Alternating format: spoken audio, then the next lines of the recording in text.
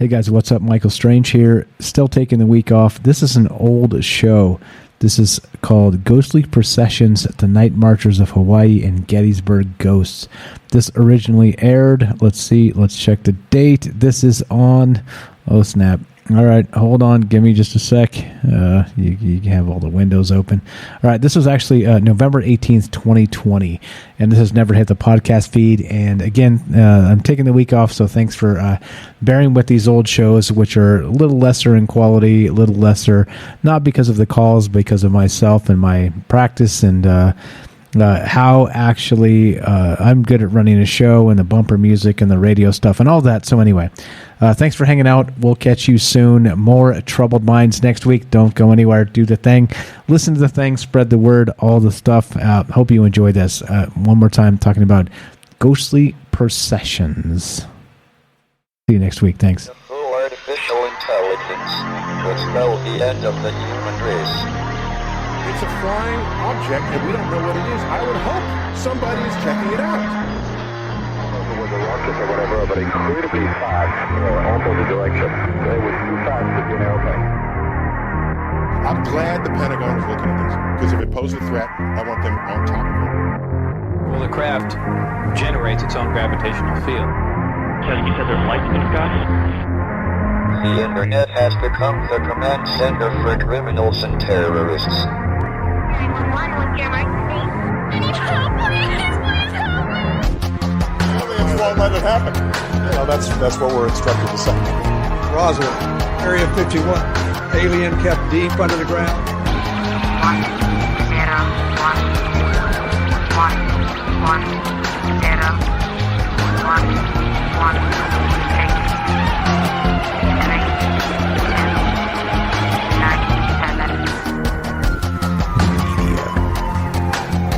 Doesn't have your best interest in mind. The government is self-serving. You're here for a reason. You're listening to Troubled Minds Radio.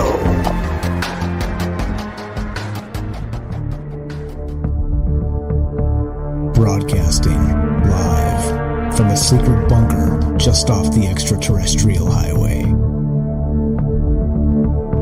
Somewhere in the desert sands outside of Las Vegas. From somewhere in space-time, loosely labeled Generation X on planet Earth.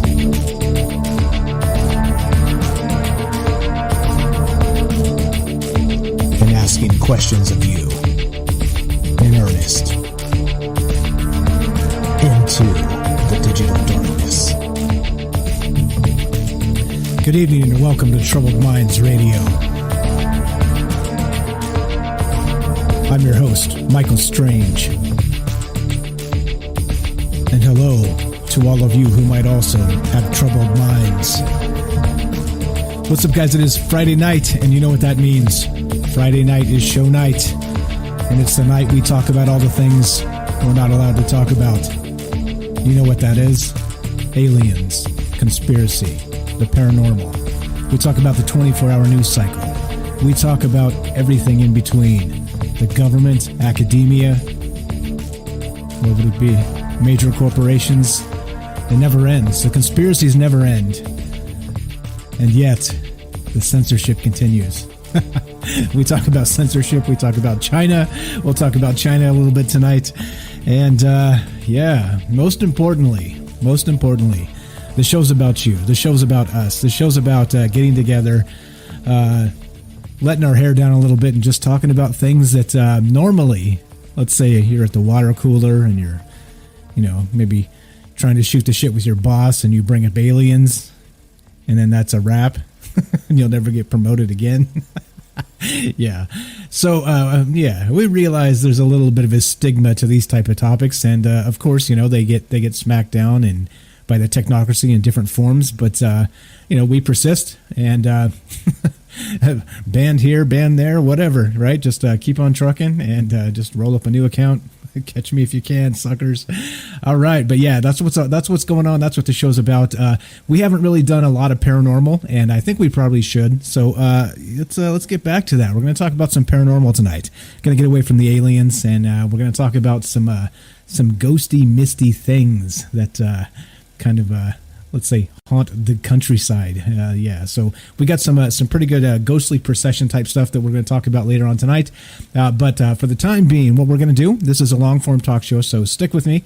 If you got the TikTok type of attention span, this is not the place for you, unless you want to try and expand it a little bit. Why don't you hang out and see what's going on? And there's a lot to talk about. I think that's why we do this the long way, because we want to include you first off, which I'll get to in just a sec, but otherwise, you do a 20-minute show, you get to say good morning, good evening, and you're out of here, and you don't really get to say anything. That's it. It's a wrap. So we do this intentionally the long way so we can include you, and so we can kind of cover some of the things that really don't get covered. So, yeah, there we go. All right, so did I mention this show's live? I don't think I did yet. Only kind of. All right, so Friday night, middle of November. What are we doing here? November 20th. Friday, November 20th. If you're listening right now, this show is live, and you can be part of the show by calling this number, 702-957-1037. You can also click the Discord. Discord is a chat client and a voice client. Actually, let me jump in the Discord. I forgot all about that. That probably helps if you want to be on the show. And now I'm in the Discord, and so you too can just jump in here and join the Discord, and then let me know you want to be on the show. We'll pull you in from the caller queue. But if you don't know what Discord is and you haven't joined it yet, I recommend you do, because the nature of the show goes like this, right? Like I said at the beginning, we talk about all the things pretty much you're not allowed to talk about, right? Things that are suppressed by algorithms, and we parse the news 24-hour news cycle, things like this. And if you go off the beaten path and kind of speculate and try and think critically on your own, that's frowned upon these days, which shouldn't surprise anybody. And if you've been to a modern school, you kind of see, right? You write what they tell you, and you get the A, and you get the hell out of there, right? They don't really teach you to think anymore. They just teach you to regurgitate propaganda. Well, we try not to do that, and anyway. Blah, blah, so on and so forth. We're live, 702-957-1037. Join the Discord. You can find both the phone number and the Discord at troubledminds.org. That's the official website. And, I think that covers it for the intros here. What's up, Emin? Emin the Spook. How you doing, buddy? I see you there on YouTube. Just in time for the piss break. Yes, you are. All right, here we go. We're back. Welcome back to Troubled Minds. I'm your host, Michael Strange. We're going to talk about ghosts now. Phone lines are still open if you guys want to be a part of the show. No problem at all. You can give us a call at this number right here, 702-957-1037. You can click the Discord link, troubledminds.org, and you can find the phone number and the Discord link there as well. And that stays up. So if you missed this, you're listening to an archive and you want to join the Discord, just head on over there anytime, and just click the link on the top. It'll invite you to Discord. It's totally free, as long as you have an internet connection, I believe it works on almost anything, an Android phone, an Apple phone, works on a PC or a Mac, etc. So on, a tablet, whatever you got. Whatever you got, it works on. It's free. Got an internet connection. Get your ass to the Discord. Get your ass to Discord. All right, here we go. Let's see. What else do we got? Elman, yes. Emin the Spook. Thanks for showing up, my man. Emin from the Philippines. Look at that. People listening all over the world. Let's see. Sean says, I believe in aliens and ghosts, but ghosts are the only ones I've experienced firsthand my whole life. There you go. Maybe we'll talk about some that you've seen.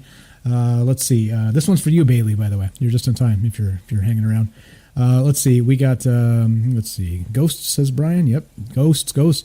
Could have played Ray Parker Jr. Ghostbusters. Yeah, see? We totally could have done that, and that really would have been cool copyright-wise, because they'd have just slapped a commercial on.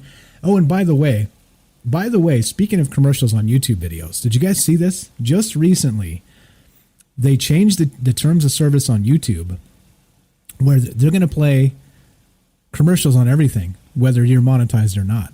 So, if you demonetize your channel intentionally, so you could say some, hot and spicy shit and get away with it, because they can't demonetize you because you demonetized yourself, it doesn't freaking matter anymore, because they're going to run commercials on your shit whether you like it or not. And not only that, they're going to run commercials on content you create as a content creator, and then they're going to take the money for it. How about that? How about that? How about that? That's happening. That's a real thing. Terms of service just changed, and that's what's going down. That's what's going down. Yeah, there it is. There it is. All right, so here we go. Here we go. Yeah, we're talking about Hawaii tonight, Bailey. I don't know how long you've been in Hawaii, if you're still there, but we're talking about Hawaii tonight. At least that's where we're going to start. All right, so let's start in Hawaii. And before I do any of that, I'll just play this clip from a Hawaii news station talking about a particular group of ghosts that runs around. That's right, in Hawaii. Let's play this, and we'll get to it. We'll get into this, talking about a spectral procession. All right, not a possession, not a projection, procession. And that means a group of ghosts traveling in a pack for a particular reason. That's what we're talking about tonight. Let's play this. This is the Night Marchers of Hawaii. Action. While the stories of the Night Marchers in spirit are legend, their existence in the flesh and blood is fact and gives great insight into the culture of ancient Hawaii. In the word there is life, in the word there is death, and in some families, even to speak it, they are afraid that they perhaps might invoke that entity to appear or to do something. And the entities which Lopaka Kapanui speaks of are the Night Marchers. They were the spirits or the ghosts of warriors whose job it was, when they were alive, to precede a person that was so sacred that as they passed, you could not look at them. To do so meant death, which is why they gave everyone fair notice. One of the things these processions did was to warn you by the sound of the conch shells, the drums. Now in the afterlife, the warriors do the same.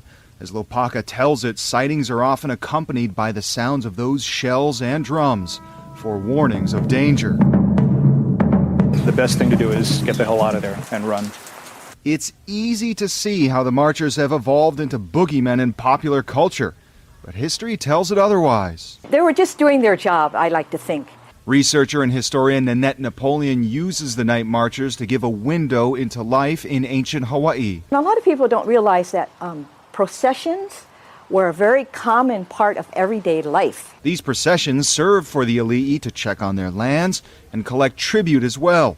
Everyone involved knew their part. The commoners, when they saw ali'i, they knew that the ali'i, these are our ali'i who were the manifestation of our gods, and that we need to honor them, pay tribute to them. While her work is based on that which can be proven, Nanette allows for that which cannot.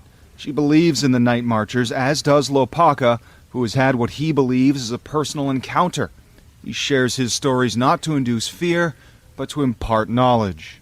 I want to talk about it because I want to dispel any misconceptions or urban legends or myths about the Night Marchers. But I also want to impart respect. And that respect Lopaka speaks of is to not joke about the Night Marchers or even search for them, lest you find what you're looking for. There you go. Lest you find what you're looking for.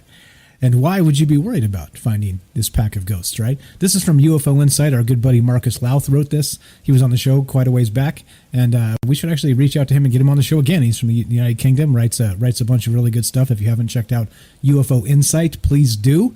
And he also writes for Listverse and probably a bunch of like really sweet articles you guys have read about any of this. Like he writes about everything, like ghosts and aliens and missing folks and like mysteries the world over. This guy writes about all of it, and I'm actually very, very, very impressed with. I said this the first time around with it when he was on the show, with his wealth of knowledge. He's not just a one-trick pony with some aliens and shit. He talks about all of it. It's crazy. And here's another one by him, a fantastic one. I'd never heard of this before. So I was kind of just poking around UFO Insight and was like, wow, what is this? The Night Marchers of Hawaii. And you heard there on the audio clip that you might not want to find them. People shouldn't search for them because, well, some bad things might go down. So yeah, that's what we're talking about tonight. Ghostly processions, which would be a group of ghosts traveling together for whatever reason, right? And so I want to start with this. This is from Live About. I don't know what to say. Good night, Eddie. Thanks for hanging out with us. We'll catch you soon, and thanks for contributing and being on the show with us the last couple times. It means a lot. It helps a lot, and et cetera, so on. Okay, so here we go. We're going to go with liveabout.com. And so now here's the thing, right? So this has got ghosts, poltergeists, and hauntings, right? I was looking at the different types of ghosts.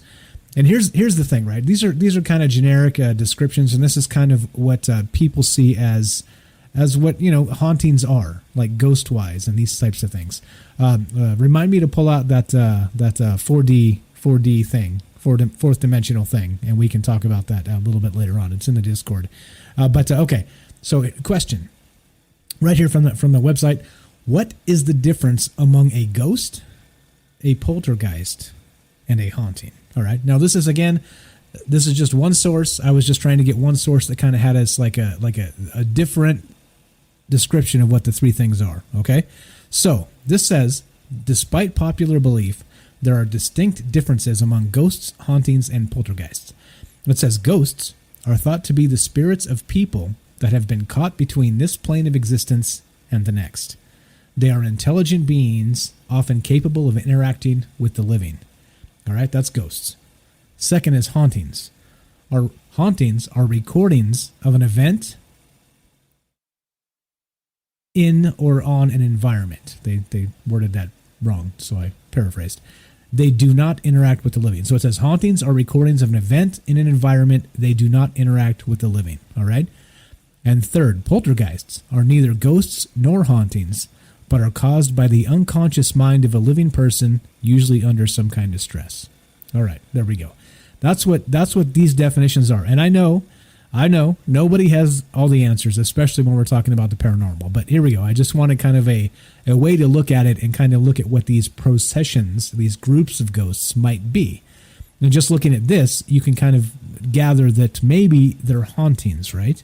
According to this, or which would be recordings of an event on an environment, and they do not interact with the living, except that clip implied that these ghosts in Hawaii, named I keep forgetting what they're called, the Night Marchers of Hawaii, happen to be dangerous. Dangerous. All right, so we got a description there that doesn't quite fit, does it? If they don't interact with the living during a haunting, and yet somehow these ones are dangerous. What's up? All right, what's up? Let's see. We got some good chat in here talking about folks being haunted and some other stuff. Very good. If you guys want to tell us about your haunting story, we'd love to hear it. We do this live because of you. If you don't call, well, we will do the show eventually. That's the deal. You guys stop. We got a deal, right? You guys stop calling, the shows will stop. I'll stop doing it. All right. So there you go. Pressure's on you. Pressure's on you. I'm here twice a week at least doing my thing. When I can do it, pressure's on you. 702-957-1037. Click the Discord link, troubleminds.org. No pressure. The no pressure. You like that? The full court press. No pressure. All right. Anyway, it's all good. It's all good. Okay. So then there you go. That's the thing. All right. So there's some definitions. There's some Hawaii, a little bit of lore from the night marchers in Hawaii, and you heard what they were, right? All right. Now, here's the thing. Let's see. Spectral processions. Now, I got this from, where did this come from? This came from the Scary Scotsman. That's not his name, but this is the first Scary Scott I've ever heard in my life. So I'm going to play these clips, and he's going to explain to you what this Hawaii spectral procession business is all about, okay? A little bit more in detail. We had the intro there from the news report, and we'll have some eyewitness folks a little bit later as well, but let's see. I'll put up some links you guys can check out as we go. But this is the Night Marchers in Hawaii, and actually let me read this. Hold on, one moment, please. Just one moment as I drop the links in here. And yes, there you go. All right, let's see. There we go. All right, what's up, Adrian? I see you there. Thanks for sharing. Please, if you guys have not shared on Facebook or YouTube or wherever you're at, please share. It does help the show a lot. It allows people to know that this is a cool place to hang out and we talk about interesting things. Like I said last show, may you live in interesting times. Well, these are interesting times for sure. Okay, here we go. So let's see. Am I in the Discord caller queue? That's a good question. Are you? I'm about to find out. Yeah. All right. Let's do this. We got, who is this? Josh. All right. Josh is calling in on Discord from Facebook. Josh from Facebook. What's up, my man? You're on Trouble Minds with Mike. There you go. You threatened to call in and you did it. You got it. Can you hear me? Can we hear you? Test 1 2. Can you hear me? I hear you. Josh, welcome to the show. How are you, my man? Where are you calling from? I really like that. Where at? Hello, can you hear me? Well, Mike. I'm doing well. I'm doing well. Can you speak up just a little bit? Maybe get closer to the phone. You're like kind of cutting out. A little louder. Can you hear me now? Perfect. I can adjust your volume. Just make sure you get close to the phone, or else it will cut out on you. Okay, go right ahead. How are you doing tonight? Thanks for calling in. What's on your mind? I kind of wanted to state a theory I have. Okay, what you got? Yeah.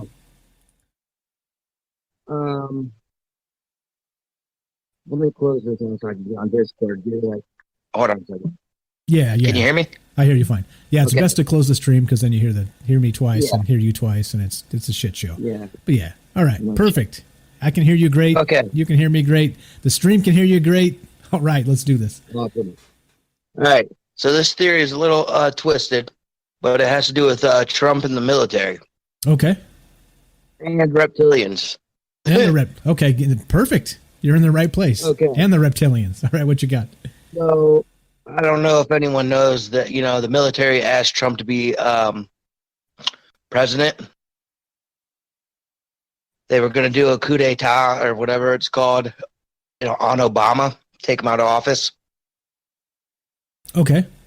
Wait. So okay. So they were going to do it to Obama before Trump showed up, and so they asked him to be okay. All right. Continue. So he became president, and he's like this big joke. Everyone thinks he's an asshole, whatever. He talks a bunch of shit, whatever. But meanwhile, the military is grabbing all the pedophiles and everything, and that's the whole Epstein thing. Okay, right. And they got that list. And they've been doing this, and they're getting everyone together and taking them to, what's that island called? Hold on. I can't think. Little Saint, the Epstein Island, right? Guantanamo Bay. Guantanamo Bay, Cuba. Yep. Yeah. All right. Yeah. And they're making more camps there to pull all the pedophiles and everything, get them all together and take them there. Okay. And what it has to do with the reptilians is because the Illuminati symbols are quite similar to the pedophilia symbols. And how it has to do with reptilians, my theory is that Earth is already infiltrated with the aliens, and that's what Trump's trying to take out of the picture. Okay.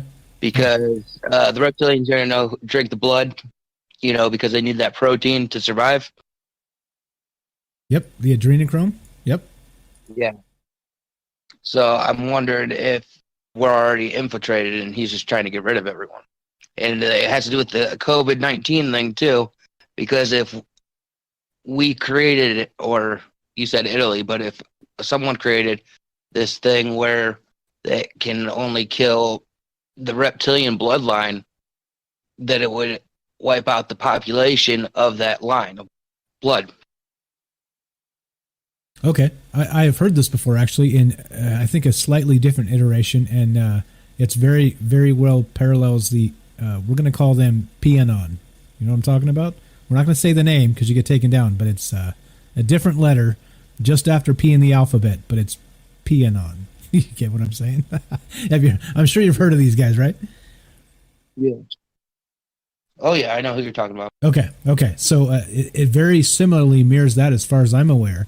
Is that the source, or do you think there's something else here, something else to it?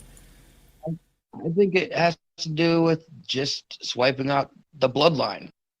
And I think that's what the COVID is. They were able to create a virus to kill the bloodline.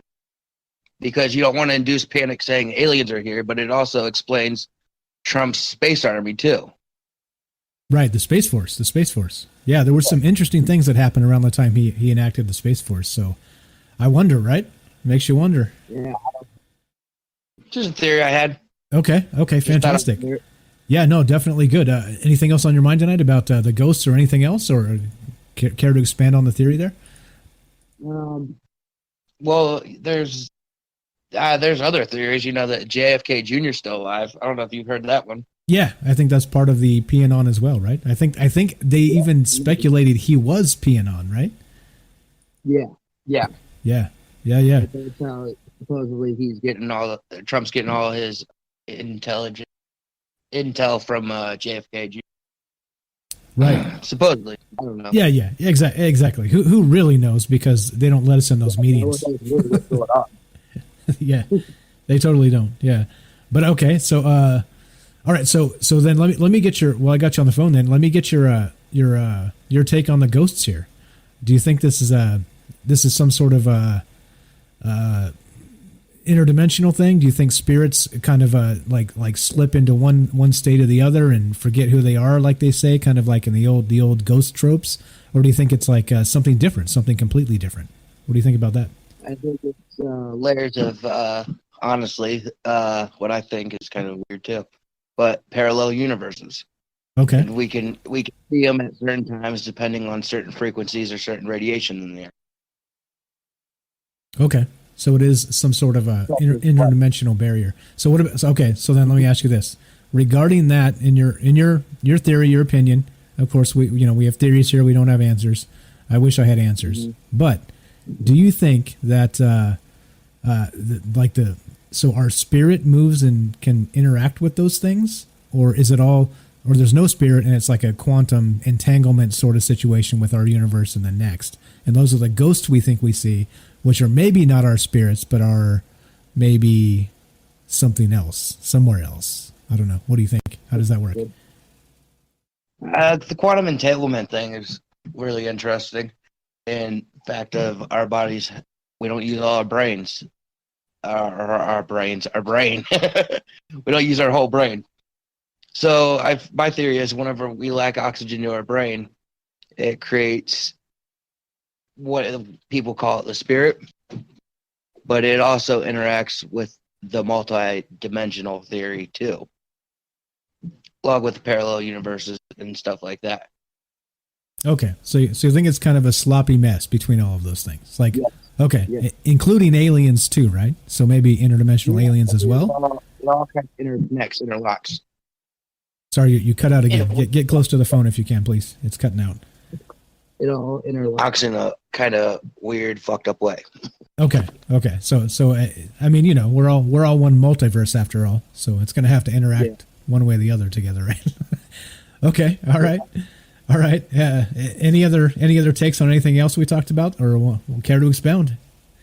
Is that your time, my man? No problem. I'm just trying to give you some time. My theory is, too, our body has a certain kind of frequency. Okay. Which would we wouldn't be able to interact with other things, nor will our eyes be able to see things that are actually going on in the world. There could be multiple things going on in the world, but we just don't have that frequency to interact with them. But occasionally it does happen. Okay, so it crosses over, and for whatever bizarre accidents, whatever it happens to be, there's a lot of things at play here, right? Like we talk about the planets and the horoscopes and like these sorts of things. Like everything's always in constant motion. And to me, it's not hard to believe there's some sort of like accidental crossovers. Like they say, after right around Halloween, the pagan holiday, you get the veil thins, and it's you get that the crossover becomes more common for a month or two or whatever it happens to be.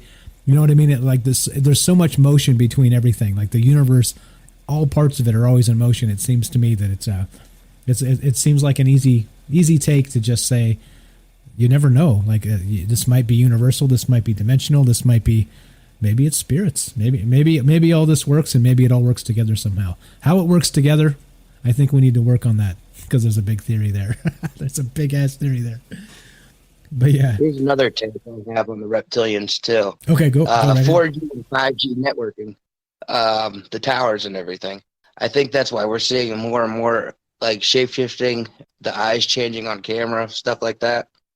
Is because it changes the radiation in the air. They say it's a minute amount, but it might just be enough to trigger their brain where it doesn't work on the human mind like it should.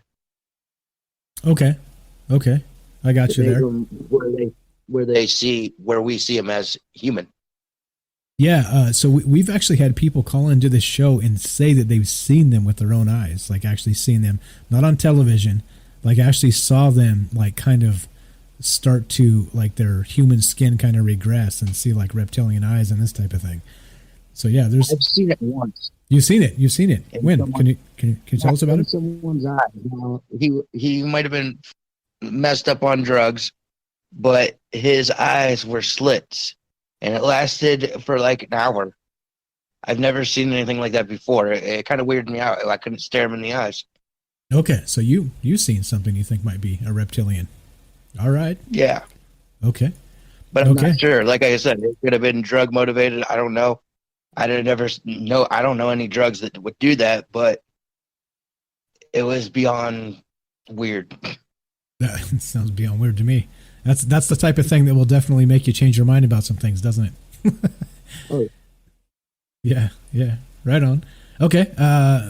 Gotcha. I think we got somebody else about to jump in behind you. Any final thoughts while we got you on the phone here? No, that was about it. Okay. I appreciate it. Hear everyone else's outlook on this shit too. Okay. Well, as you know, we continue to talk about this stuff. And there's a ton of it. It just keeps coming. So yeah, we'll definitely get into this theory and talk about this as we go. Maybe not tonight, but stick around. You never know what tomorrow brings. God willing. I always got to say God willing. Don't tempt the fates. I appreciate you calling in, man. That's Josh from one more time. Where are you calling from? I'm not saying. Where at? I'm not saying. Oh, you're not saying. I don't okay. need to say. Yeah. Oh, that's okay. Keep it anonymous. Okay. Even a state or a country, that's okay. I'm not going to make it. I appreciate the call, Josh. Appreciate you calling in. Thanks for listening. Thanks for all the contributions on Discord and everything else too. You're the best. There you go. As simple as that. Thanks, Josh. We'll talk to you soon. Moving you back to the caller queue. And there you go. Simple as that, guys. Just like Josh, call in. Bam. Just like Jeremy earlier, 702-957-1037. We're watching the phone lines, watching Discord. If you want to jump in and be part of this, I think Johnson said he was going to be in the thing here, the caller queue. Where you at, Johnson? All right. Anyway, no problem. You can jump in whenever you're ready. But all right. So we're talking about the ghosts here, the ghosts, right? And again, right, the interdimensional mix. We're talking about spirits. We're talking about hauntings. We're talking about this stuff, the stuff that Josh just brought up as well, that not quite the reptilians tonight, but we'll get to that another time. We talk about those quite often. I think we'll bring Ash back for that. I think somebody asked where Ash is at tonight. Ash is a busy man. He's got lots of things to do. Or, busy lizard. That's what I mean. He's the only one up on Mars, so, there's a lot of, grunt work that needs to be done. He doesn't have lemmings or peons to help him out.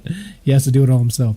So there you go. So that's where Ash is at. But he'll be back soon. He's definitely part of the show. He'll be back soon. Okay. So as we're talking about, like I said, again, if you want to be a part of the show, no problem. We got time for you. 702-957-1037. Click the Discord link. Thanks again for the call, Josh and Jeremy so far. Good stuff tonight.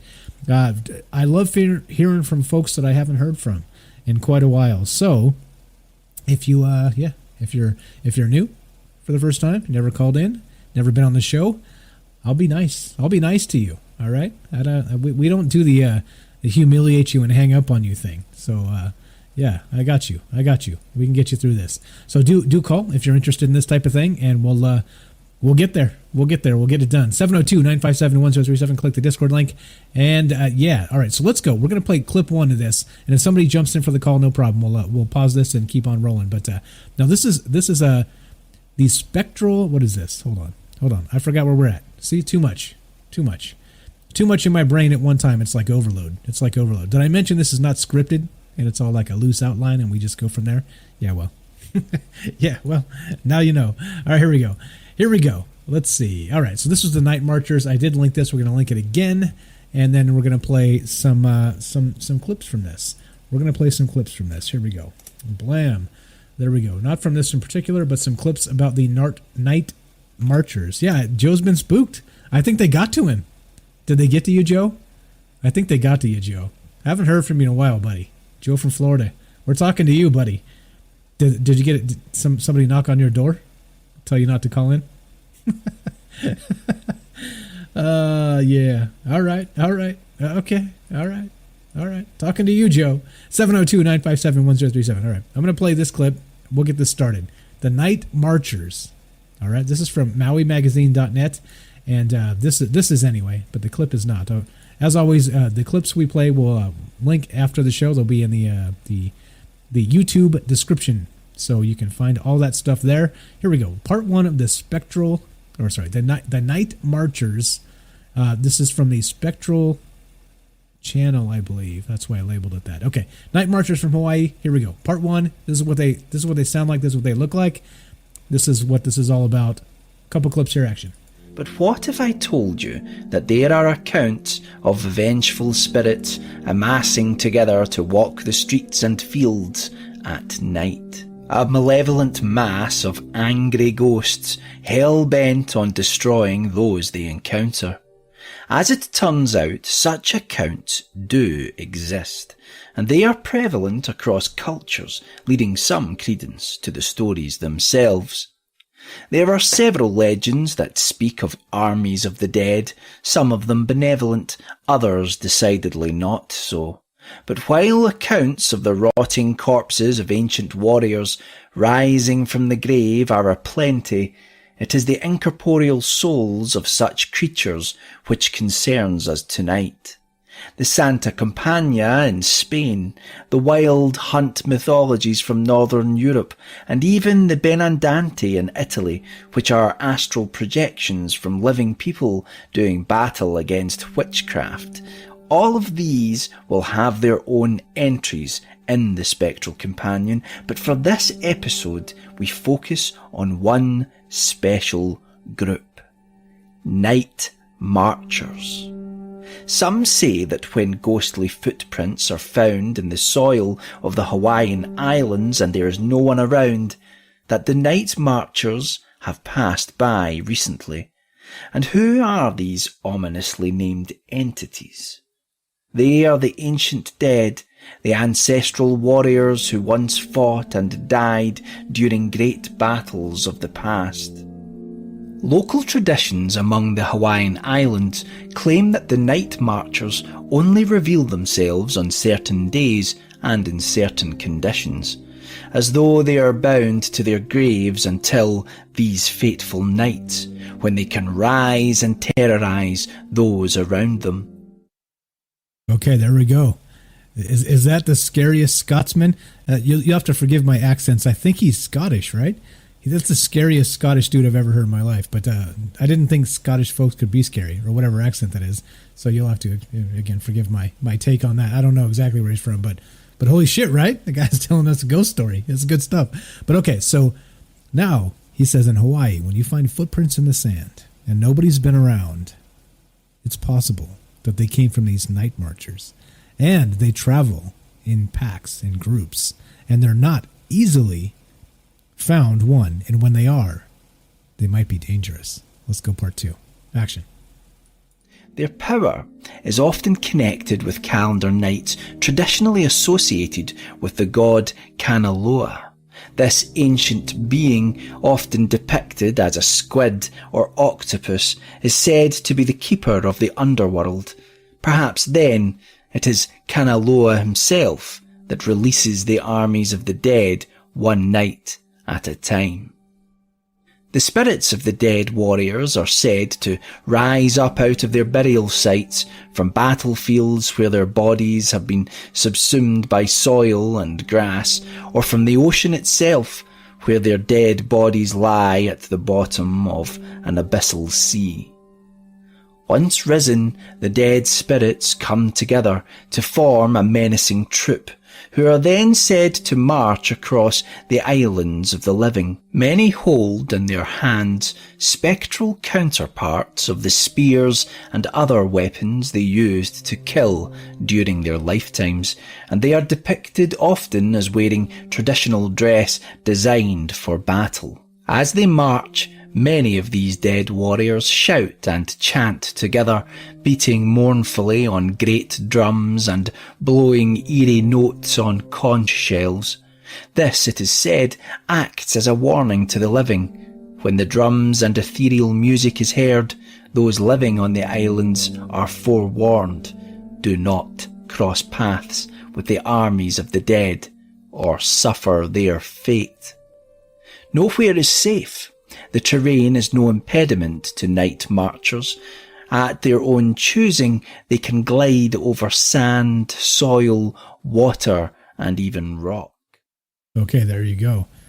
Ancestral spirits marching together, as maybe they once did 1,000 years ago. Nobody really knows when this started, but these stories go back generations. Pretty crazy stuff, right? And not only that, notice, he said they're not like the basic hauntings that we talked about to begin this, where it was some sort of maybe snapshot of something frozen in time. Some entities, some souls, some battle, some something. That these are actually dangerous entities. And if you don't give them the proper respect, you'll end up just like them. Which means, of course, dead. Part 3. The darkness is their domain, whether through choice or being empowered by the retreating light of the sun. However, there are accounts of night marchers appearing even during the day. This is especially the case when one of their descendants has recently died, and night marchers manifest to escort the recently departed to the realm of spirits, perhaps even to Kanaloa and the underworld itself. What should concern the living most is what will happen if you are seen by a troop of night marchers. If they do see you, their thirst for battle will be unleashed and you will be hacked to pieces. In other accounts, being seen by night marchers results in an untimely death not long after. One way to avoid such a fate is to respond to the sounds of the march. As soon as the drums and conch playing is heard, you must go inside and then drop to the floor, lying face down against the ground. This is seen as a mark of respect. If you are lucky, the spirits will accept your submissive gesture and leave you be. There are two other ways to avoid death at the hands of night marchers. One is to seed an evergreen plant found on the islands around your home or place of sanctuary.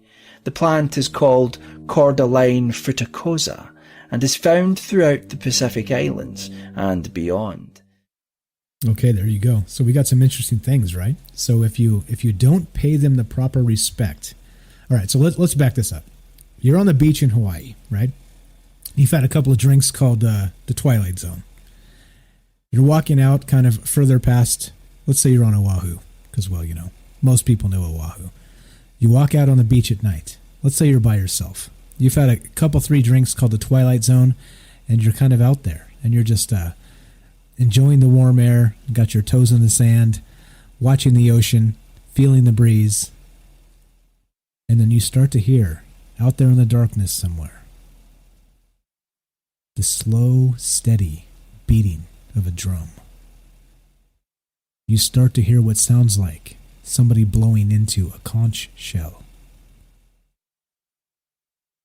And you think you maybe hear footsteps.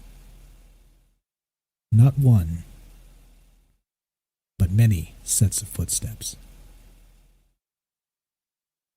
That's what we're talking about here. The Night Marchers of Hawaii, Part 3. The darkness is their domain, whether through choice or being empowered by the retreating light of the sun. However, there are accounts of night marchers appearing even during the day. This is especially the case when one of their descendants has recently died, and night marchers manifest to escort the recently departed to the realm of spirits, perhaps even to Kanaloa and the underworld itself. What should concern the living most is what will happen if you are seen by a troop of night marchers. If they do see you, their thirst for battle will be unleashed, and you will be hacked to pieces. In other accounts, being seen by night marchers results in an untimely death. Oops, that's part 3. We already played that. All right, we'll play part 4 in a sec. But okay, another thing to note. There was a couple things about that clip that I didn't say. So not only can they attack you physically, right? They'll hack you to pieces, so the legends say. Another one is they can curse you, and then you will meet an untimely death in the coming days. What's up, Joe? Anybody from Hawaii come out to you in Florida there? You seen anybody from Hawaii? And then notice at the end of this clip he says that there's a particular plant that you can place by your residence, and it keeps them away. It pacifies them somehow. It repels them. And it kind of reminded me of like the legends of the folklore, the mythology of like the vampire, right? If you tack a little clove of garlic above your door, then they cannot actually enter your home. Or the legend of the werewolf, where you use wolf's bane to keep them away, right? Similar types of instances here, but we're talking about, again, this is like a marching ghost army, like an ancient army of Hawaiian warriors. That and there's actually different iterations of this in different places. So this is not just Oahu, right? I mentioned that because most people know that, but they say that it happens on the Big Island in Hawaii. It happens all over the place. That this particular marching band of spiritual warriors, let's call them, are not really confined to a particular area. That they end up in particular spots more often. However, they kind of range among the entire Hawaiian Islands. So let's go to part 4. Again, the scary Irish Scotsman, or whoever it is. I know if you're Irish or Scottish, you're pissed off because I don't know the difference. I'm really sorry. So if that's the case, let me tell you, am I from California or am I from Oregon? There you go. You tell me if you're Irish or Scottish, and then we can be mad at each other. All right, here we go. We're going to go with part 4, the scary Irishman, and the Night Marchers of Hawaii. Action. It is believed this plant has special properties which ward off evil spirits when they approach. Another way to avoid being cut to shreds by night marchers is to be simply very lucky. If you are even distantly related to one of the ancient beings, they will scream the word Nau, which means mine, alerting the rest of the procession of the dead that their descendant should be spared. One theory as to why night marchers are so hell-bent on killing the living is due to the purpose of their march. In some instances, they are said to be carrying with them a former king or chief. According to ancient Hawaiian traditions, the remains of such celebrated figures are sacred and not to be looked upon by mortals, nor should you cast your eye upon their spectral being. If you are unlucky enough to look in the direction of one of these dead kings, the guarding night marchers will carry out a most horrific execution. Their eyes will glow white hot, and the mortal who has seen what they should not have is incinerated instantly, vaporized by the glowing stare of the dead warriors. Those who have survived the passing of night marchers claim that they carry with them the foul stench of death and decay, and that this too precedes their journey into the living. So, should you visit the Hawaiian Islands and hear the beating of drums, playing of conch shells, and strange, ominous chanting at night, be sure to hide and hope for the best. For the rotten stench of death will soon be upon you, accompanied by the searing gaze of undead warriors who show no mercy to the living. I'm telling you, Irish, Scottish, I have no idea, but he's the scariest one of those, that accent I've ever heard in my life. Pretty good stuff. I'll link that again at the, he's got a whole channel where he does scary stuff. So if you like it, I dig it. I really dig it. I'm gonna listen to more of this guy because he reads it well. He tells a good story and fantastic stuff. William says he's not cussing a lot, so probably Scottish. There you go. Maybe. I don't know. If anybody knows what that accent is, let me know. Or if you can tell the difference between Irish and Scottish, I cannot. There we go. Okay, so I think I said that last time when we talked about the drunk Scot, right? We had a drunk Scottish guy that was on some clips I was playing. Anyway, let's see. Got some good stuff. Scully says, what's up, Scully? He says, when I lived in Hawaii, they always said don't whistle at night because it calls them out. There you go. This is a real thing. This is something that people in Hawaii have seen and believe, right? This is not just like a scary ghost story. This is people have seen this with their own eyes. And again, right? So it's an ancestral sort of march. We don't know if it's ceremonial or if it's like a war tribe or if it's both or if it's some mixture of the two. Like they said, in some cases they show up in the daytime and they show up to actually carry one of their ancestors out into the world of the undead or the non-living or the dead or whatever you want to call it. So there's a lot of ways this legend goes, and again some particular spots. So let me pull this out real fast. Okay, so let's see. Axel says going to hop in the queue. No problem. Let's talk about this. All right, let's see. Let's see. What do we got? Perfect. All right, we got Axel in the queue. We're about to do this. There you go. You want to be part of the show? As simple as that. 702-957-1037. Join the Discord, troubledminds.org, the official website. If you haven't joined the Discord yet, please do. Even if you don't attend, I'll be on the show because there's a lot of really good information that gets traded around there. And around them there parts. All right, let's do this. We got Axel. Axel, what's up, my man? How are you? You called in one time. I met Axel on Twitter, and Axel seems to be a cool dude. How you doing tonight? Hi. Can you hear me? Hear you just fine. How you doing, my brother? All right, I'm on the other phone. Okay. Oh, if I pause awkwardly, it's because I'm flipping my mic up so I don't cough all over the air on your show. Okay, you're good. Not too bad. I'm smelling a little better than I was yesterday. I figured that, you know what? Let's take this seriously. Okay. I mean, this story seems really similar to the Wild Hunt stories from Europe to me. Okay, exactly. So he mentioned and, that. Those are similar. There's a variety of legendary king figures leading ghostly processions. So why is this something that just happen? Is this just something that happens everywhere? Kings lead armies of ghosts around? I think that's the thing, right? I don't know. I just sort of like, well, what would be the explanation for why this just happens all over the place, though? Well, not just that. That's a good question. Not just that. It's happened for apparently hundreds or thousands of years. So I don't know. That's a hell of a question. So this isn't the only one. I've picked out a second one we're going to do that's in the United States. We'll talk about that tonight. But yeah, I don't know. And again, so the different things too. So is it like a kingly procession of warriors, or is it like some sort of a ceremonial thing where they maybe come back? I don't know. Let's ask you this: do you believe in ghosts at all? I mean, I think I mean, to be honest, not really. I'm kind of a good materialist, but I'm more than willing to take it seriously, and think about what it would mean if that was what was going on. I mean, I know the Wild Hunt stories date back to antiquity. The Roman historian Tacitus talks about it in one of his historical works on Germany. And so, I mean, like, they're certainly very old. That's like early 2nd century AD. I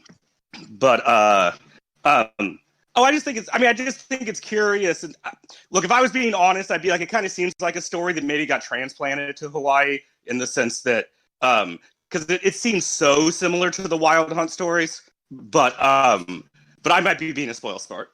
No, you're fine. So the point of doing this is we do it kind of in an agnostic manner, right? We're not really trying to say this is a true thing or this is like a bunch of hogwash. We're like, these are the legends that have been told. This is the evidence we have based on eyewitness accounts or the mythology or the folklore, whatever it happens to be. So it's okay. Like, if you don't believe it, it's totally cool. If you do, it's totally cool. Like, that's the whole point of the conversation. It's like, is this a real thing? Could this be real? If it is, very much like you said, let's take it seriously. And if it is, then why does it happen not just here, but other places in the world? I think that's a fantastic question. So do you think it's like that part of that universal subconscious? We've heard this before, where one folklore gets transplanted from one area to another. These stories travel based on word of mouth and campfire, ghost stories at night. Or do you think that maybe there's something to it? Maybe the materialist is wrong, and you're not really sure. I don't know. You tell me, buddy. I mean, I very well could be. I guess if we were going to take it seriously, it does seem that like important people hang around for a long time after they die, right? Because like, at least I'm more familiar with the European stories, but at least in those stories, they're still talking about like legendary kings from the 6th century is who's leading these hunts and stuff. And so in any case, it does seem like, I mean, maybe like famous people, because I guess maybe because famous people, maybe because people still believe in them, that they like persist in a more like fully functional form in a way. And that's why, because these stories are always like a bunch of nameless people and then one guy that we're really familiar with. I don't know if the guy you played talked about it, but one of the things I've read about the Night Marchers is like, they're led by the legendary king, Kamehameha, the Hawaiian king. But so I don't know. I mean, that'd be sort of my guess. I just sort of wanted to call in because I've been listening all night and I wanted to come say hi. Yeah, no sweat. I appreciate the input and the feedback. Okay, so and you were correct. So based on so what I've read, hold on, I got this document I want to link here. So there, if you're interested in this, and I am greatly, because this is the type of stuff that I'm into, right? Like obviously I wouldn't be talking about this shit, but check this out. There's a really cool write up that was done by a let me find it here. Let me find it, and I'll link it so when you get back in the chat, you can check it out if you want to kind of dig into this a little bit. But you are correct with the King Kamehameha, right? So there's an actual, but I think part of the thing here is that there's different iterations of this because there's also like the demigods and the gods of Hawaii, like Pele, for instance, which is the one that everybody knows from Hawaii, the goddess of the volcanoes, and the female, like the sacred feminine, this whole bit. They're saying that many of these night marchers are actually not just Kamehameha and some of the other kings of old from the Hawaiian Islands, but they're also some sort of like god forms or demigod forms. And they said that Pele's sister has been seen, and these types of things, right? So how I would know the difference between that, and you and me probably wouldn't know the difference, but if you're there in the Hawaiian Islands and kind of grew up on this stuff, maybe you would. Right, maybe you would recognize like a divine description of somebody versus somebody else based on what they have. You know what? I hadn't thought about that, but that's a really good point. I mean, like, how would I recognize King Harala is often who is told to lead the wild hunt, but like, how would I recognize him if I did see him? Yeah, exactly. Like, same here. You'd be like, wow, that's a king. Who these people were? King Richard the Lionheart, right? Yeah. I guess if it was George Washington or something, I might be able to peg him as long as he was wearing the wig. Right, but and the goofy hat. Abraham Lincoln, I can identify. Right, exactly. Yeah, that's a good point. So again, right, it kind of like most of these ghost stories, it's you have to take a lot of it at the word of the people who are telling these stories, right? And so my take on this, on many of these things that we talk about, is that. Like a lot of people, right? Like you meet a lot of people in your life. And for the most part, people aren't insane. You know what I mean? And then you meet people who aren't insane and they can tell you a story like this. And it's even more telling to me when they don't like to tell it. You know what I mean? When I have a way of kind of drawing this stuff out of people a little bit. I don't know if they smell it on me. They smell the skinwalker on me or something. I don't exactly know, but I have a way of like, we sit down for dinner, right? Just talking about normie shit. And then by the end of it, we're talking about Bigfoot. You know what I mean? They're just this weird, this is the bizarre part. I swear to you, I don't bring it up. It just comes up. It's just, I don't know. Definitely cool stuff. I do find it's something that people do like want to talk about. Like, inevitably, if I'm reading something about like the JFK assassination and someone asks me what I'm reading, I tell them, they immediately like want to talk about the JFK assassination. Yeah, kind of perk up, right? Like, I do think people, I think people do want to talk about these conspiracy things because I think more people than let on believe in a lot of it. Yeah, I think so too. But and I mean, okay, so even as a materialist, you got to admit there's a bunch of shit that we have no fucking clue what the hell's going on, right? And it's some shit that's like seems spooky sometimes, right? Like quantum entanglement is Einstein called it spooky action at a distance. You know what I mean? There's some scientific shit out there that is still just woo-woo as far as we're concerned. You know what I mean? I'm certainly willing to take these claims seriously and think about them and think what the ramifications would be. I was just putting my cards on the table that if you really pressure me and are like, are ghosts real? I'm probably going to say no. Nah. But certainly for the purposes of talking about it, it's fun. I'll do it. Yeah, definitely. Well, thanks for having me on, Michael. I appreciate it. I will probably continue to listen. Okay. But I want to come in and say hi. Appreciate it. This is Axel, guys. Met him on Twitter. He's got the COVID. Good prayers, good frequencies, good vibrations to this man. Get well fast. Thanks for hanging out with us. Thanks for calling in tonight. There you go. Easy as that, right? Easy as that. 702-957-1037. Join the Discord. There you go. A self-described materialist willing to take it seriously, right? And I think the heart of the conversation is that you got to challenge yourself a little bit and maybe do.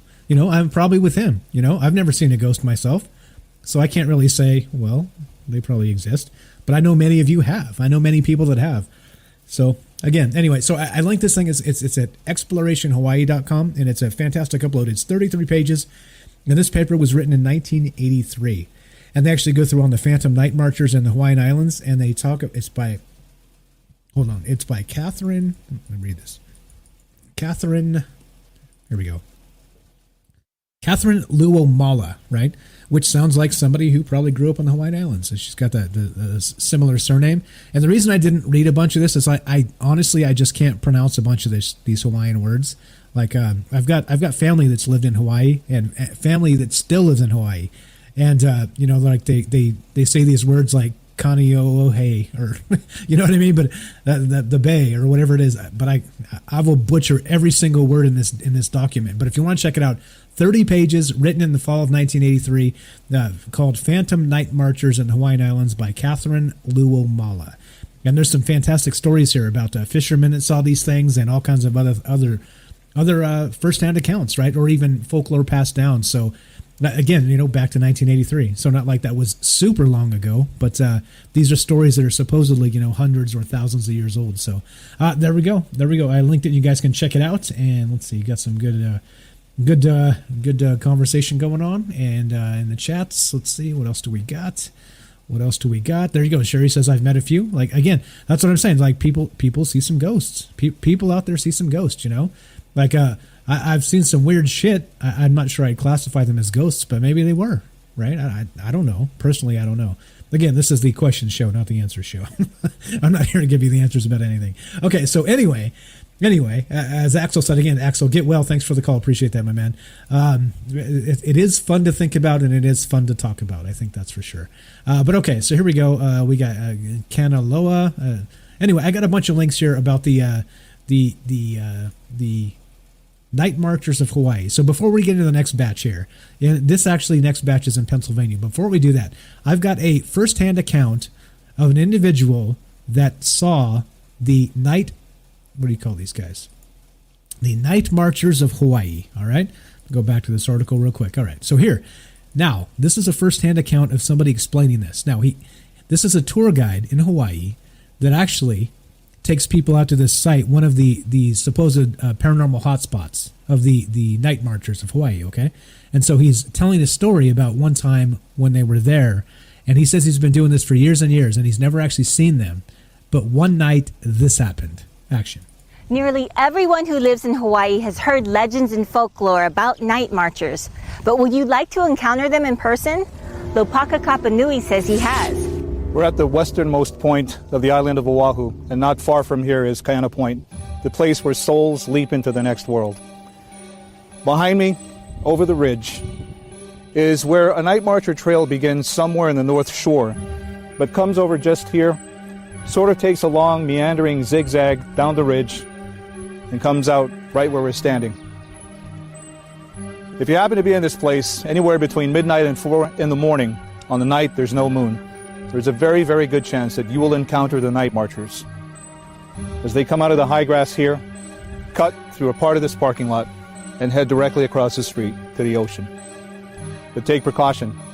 If you haven't heard the warnings of the drums or the conch shells, if you haven't seen the torchlights, it's probably too late.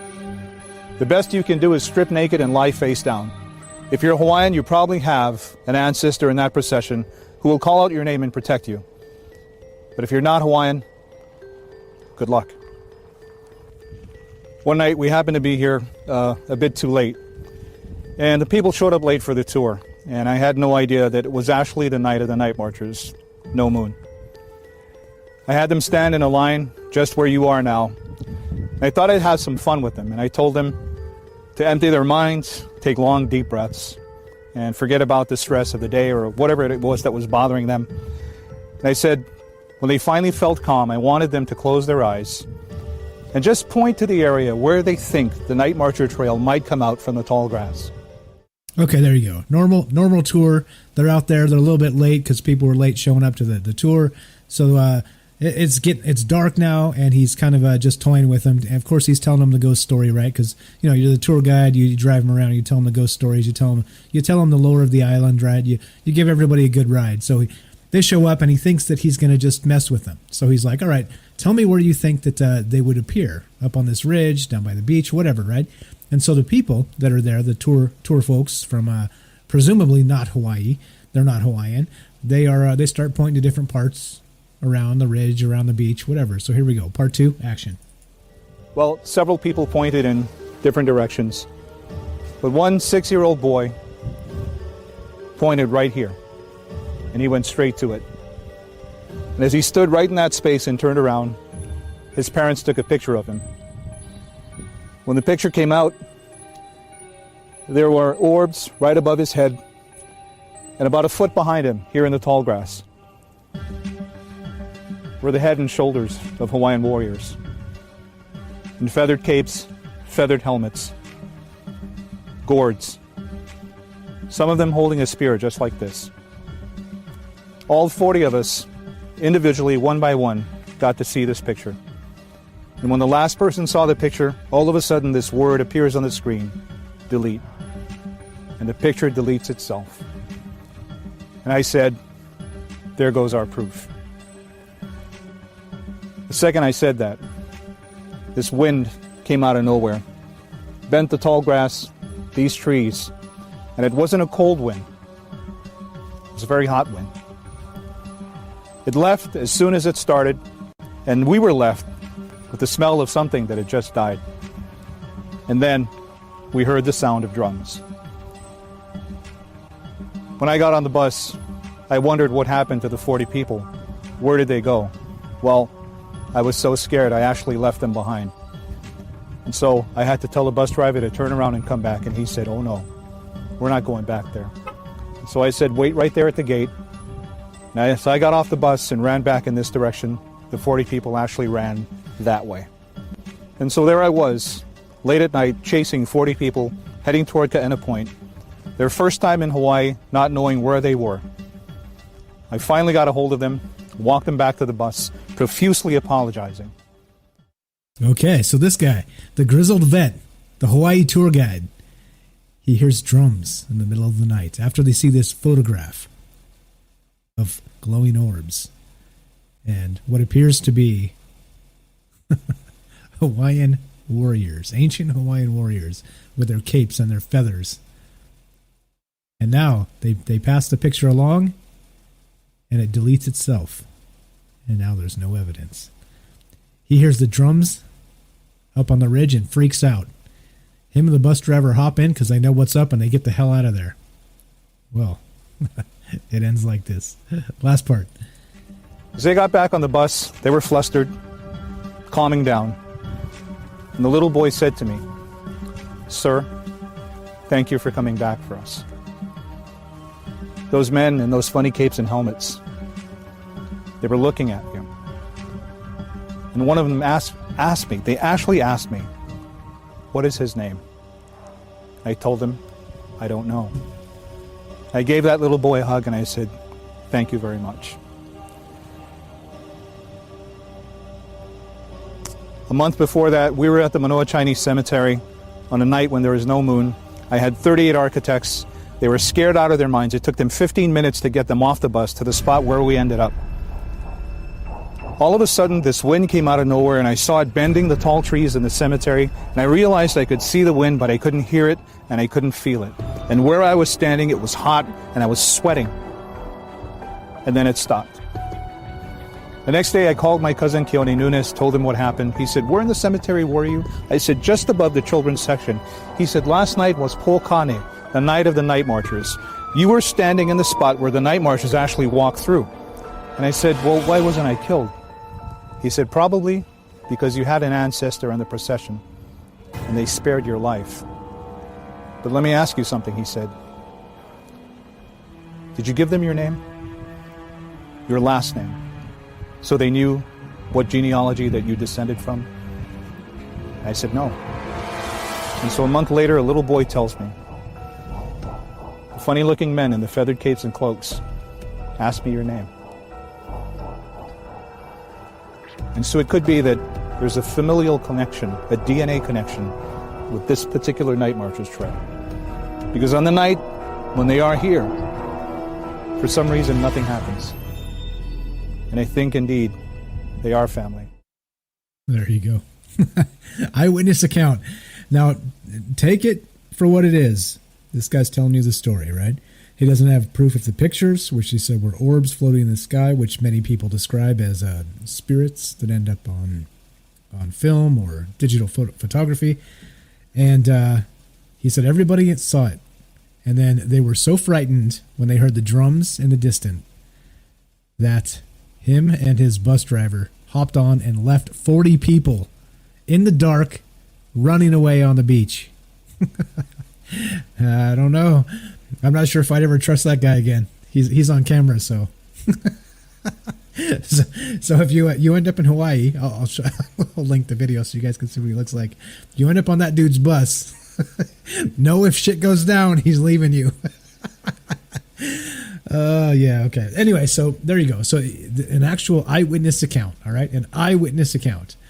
Okay? So the legends of the night marchers of Hawaii. So I got a bunch of links. I'll drop them in the chat as we go here. But we're going to move on to a different part of the United States. We're going to move on to Pennsylvania. So we'll do that in just a sec. But right now we have a phone call. As they say on this show, the show doesn't really start until Joe from Florida calls in. So you can all relax now because the show has begun. Joe from Florida, what's on your mind? How you doing tonight? Can you hear me okay? Perfectly, sir. Go right ahead. This is interesting. I like the show. I've had some things going on. I'll shoot you a Discord during the week, a private message, but okay. I'm up. I've got some quiet time. Give you a call. First thing that comes to mind, listening to those last comments of that tour guide, is he tells people to clear their mind. And how many people listening right now do they pop into group hypnosis? You know, and there's a lot of things that this can be, you know. But when I hear that, I hear group hypnosis. When I hear a 6-year-old kid, well, heck, how many kids do we know? As far as I don't know, I didn't have an invisible friend. But you always hear about little kids having an invisible friend in belief. And I've talked about talpas and manifesting these things. You know, energy and looking at it that way, you know, that the orbs show up and that just compounds belief. It's like when you worry about something, you just kind of keep worrying and it compounds. It compounds things and that could manifest. The other end of it is a lot of ancient history, islands, you know, people on ships, things are cursed, sea monsters, islands, you know, the Hawaiians maybe couldn't protect the island from outsiders, from encroaching. So these legends happen. Maybe somebody had, and it was in the chat, maybe this all stems from a couple of bad acid trips. And that becomes a story. Somebody, let me tell you about this trip I had last night, or what I did with these drugs. And that just gets passed down and passed down. and the story changes each time it's passed down. A million ways, I think, to look at it. Do I believe in ghosts? Well, I've told you before, probably up to a couple of months ago, I saw a shadow person. I've had things happen in the funeral home. Not things that I've seen, but things that, turn on, fall off, lights flickering, all that weird poltergeist and crap that you hear about. Another part of me thinks Rescue 411. These people are seeing another dimension. When you talk about Rescue 411, people are disappearing. Some of them come back, we were told of, but people disappear and they never show up. Maybe on the island, they're getting a glimpse into something. Some of them make it back. Some of them end up dead. Some of them cut themselves. If there's mention of that people get cut up. Maybe they're cutting themselves because what they see they can't explain. And it's, some kind of insanity that goes on. I don't know. The fact that they mentioned plants in the speaking,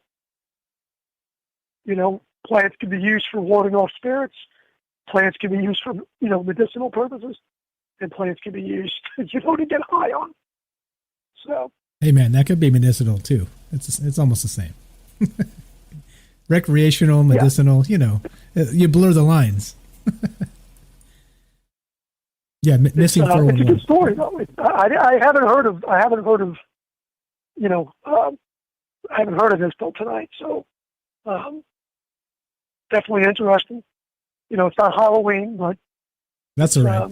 When you know about this show, when other people zig, we zag. So we're doing Halloween a little late. And also, by the way, my internet was down for almost 10 days, so that delays Halloween a little bit. Yeah, yeah, it's been kind of crazy. On a side note, very quickly, I know I put it on the post, and some people have seen it. Has anybody seen that preview to the movie Songbird? I have not, actually. I didn't watch that. I didn't watch it. What is that on? Netflix? I know I put it in Discord, and somebody else put it in Discord, and that gets back into predictive programming. And, how long does it take for Hollywood to make a movie? And this movie was made, I keep hearing the movie was made like in 4 months. It's about COVID 23. Oh yeah. Yeah, Martin put that in there. He's all, oh yeah, they're canceling like all the good movies, but they somehow are able to just crank this shit out in the middle of a pandemic, and it's about the pandemic.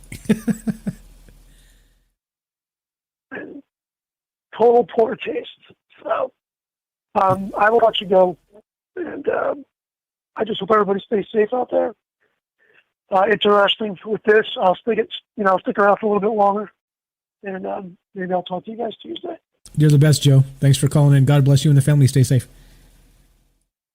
Good night. Thanks a lot, man. Thanks a lot. There you go. Joe from Florida. Now the show can start. If you guys were waiting for that, you got what you wanted. You got what you wanted. If you want to be on the show, 702-957-1037. Click the Discord link. Put you on the show. You can talk to me and whoever else might be listening. And the beauty is we've had tons of people call in tonight. We got a lot, right? We got a few plus. We got some people. This is good. This is a conversation. This is exactly how this is supposed to be. It's a lot of hard work to get to this point because when it's just you and Frank talking to nobody out there, well, nobody calls. Now we got people listening. Thank you all for participating. Thank you all for calling. Thanks for hanging on every word in the stories here.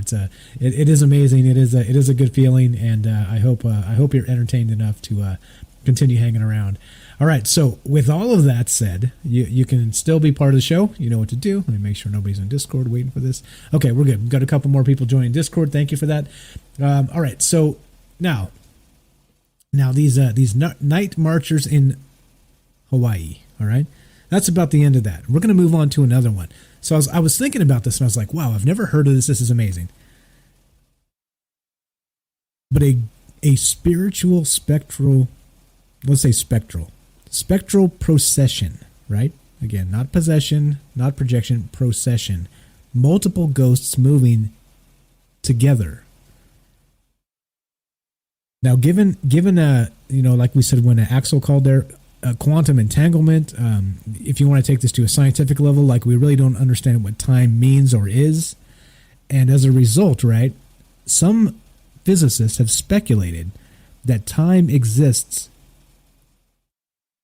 simultaneously, all of time, in slices of time-space that we cannot perceive, meaning that every millisecond, or whatever the smallest measurement of time is, in a particular space, that particular space holds all of time in it for all of time. You see what I'm saying? It's a lot. It's a lot to think about. But this is some of the what the academics bring forth. So as a result of that, if you have, let's say this is these night marchers in Hawaii, and they have slices of time, do they exist in these, and they're able to somehow punch through to the present time?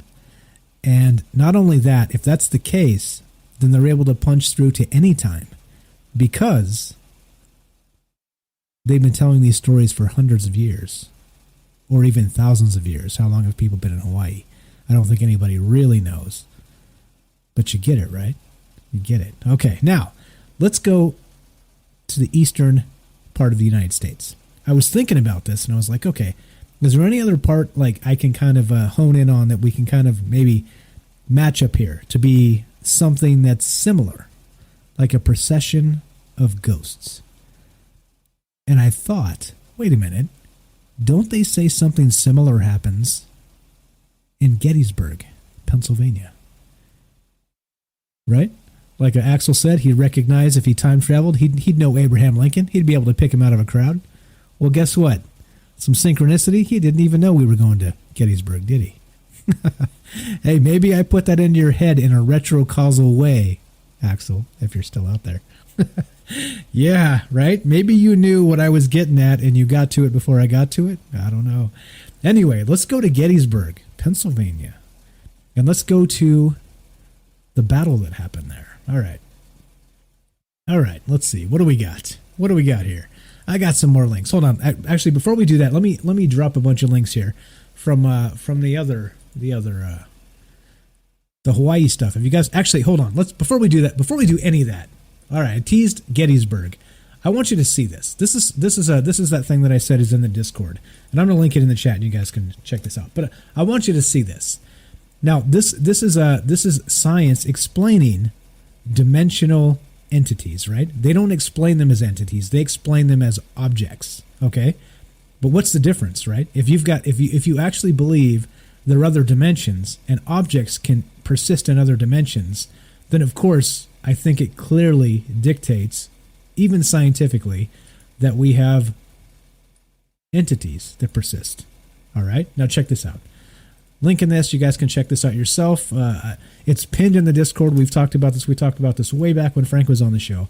But I think this is pretty important and critical to talk about when we're looking at the possibility of dimensional things and dimensional entities and dimensional beings. So let's play some of this. This is 4D toys, a box of 4-dimensional toys, and how objects bounce and roll in 4D action.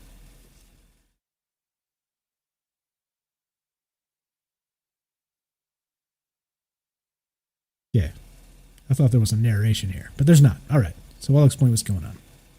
So we have 3-dimensional objects moving around within this space, but then we also have them 3-dimensional objects disappearing. All right, and you're not exactly sure when and where or why they're disappearing, so they're about to show you. There you go. Where's our narration? Here's our 5 tesseracts. All right, it's going to be 4th-dimensional objects. And you see how they tumble and they fall and they land on each other. But then, if they turn a particular way, they can disappear into what would be the next dimension over.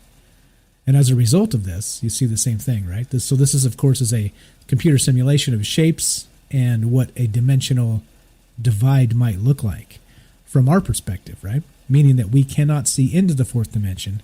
However, these objects are able to move back and forth between a 4th dimensional space and a 3rd dimensional space, which we can perceive. And so, yeah. Crazy stuff, right? Here we go. here's where it starts. We got this is a 2-dimensional bit. How come they're not talking here? I guess it's all quiet. That's all right. That's perfect because I talk a lot. So we got 2-dimensional space now becomes a 3-dimensional space. And as you can see, hold on. So as you look at a 2-dimensional space, imagine looking at a Mario Brothers game where you're looking at it from like an 8-bit perspective, just 2 dimensions. That's it. Now, this thing kicks upwards, and you can see that this 3rd dimension, our normal 3rd dimension perception, is actually being hidden by the fact that if you're stuck in a 2-dimensional game, you can't perceive the 3rd dimension exists. You see this as it kicks up? Pretty good stuff. I'm going to keep it playing. Now, for instance, as this continues, right? So they can show you that if you move this sphere, it's actually a sphere, in and out of the 3rd dimensional space, back to the 2-dimensional space. I know this sounds bizarre. Watch the video, I promise you'll start to understand what the hell's really going on here. And maybe it explains a lot of this stuff, actually scientifically. Now, so we have this 2-dimensional ball that actually retreated back into a 3rd dimensional space and shrunk as a result because we only perceive a small portion of it now, whatever is sticking through to the 2-dimensional bit. You see what I'm saying here? There's a ton of shit here. I'm linking this again. Look at this. I'm not going to go through the whole thing because it's like 5 minutes and it's like I'm going to lose people. Everybody's going to start falling asleep if I start talking about this, and walk through the whole thing. But here, check this out. I'm linking it again. Have a look. So not only so this video describes the 2-dimensional view, how it becomes a 3-dimensional view, and if you're a 2-dimensional being, you'll never understand what happens in the 3rd dimension, okay? Which we can perceive fully because we're 3rd-dimensional beings. However, what it doesn't tell you, or what the speculative part of this is, it also continues and explains what a 4th-dimensional object would look like to a 3rd-dimensional being, and it's very similar to a 2nd to a 3rd-dimensional. Anyway, like I said, I'm terrible explaining this. Watch the video. Holy shit, though, right? Holy shit, right? Sherry says you will see a bleed through. So it's so it can actually line up and like if you're paying attention, you're saying you'll notice, right? You'll notice the bleed through, and you'll be able to realize that there's some sort of shenanigans going on. Yeah, good stuff.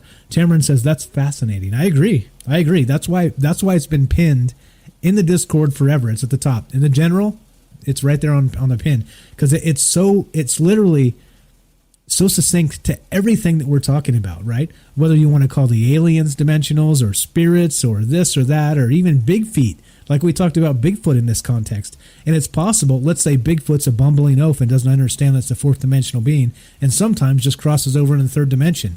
And you see it for a minute and you're like, holy shit, what is that? And then it just walks right back into the 4th dimension and we don't even see its 4th dimension characteristics. You see? Maybe Bigfoot's as big as a whale, and we only see the part of Bigfoot that sticks into the 3rd dimension. It's an unbelievable amount of mindfuckery, basically, but it's actually science.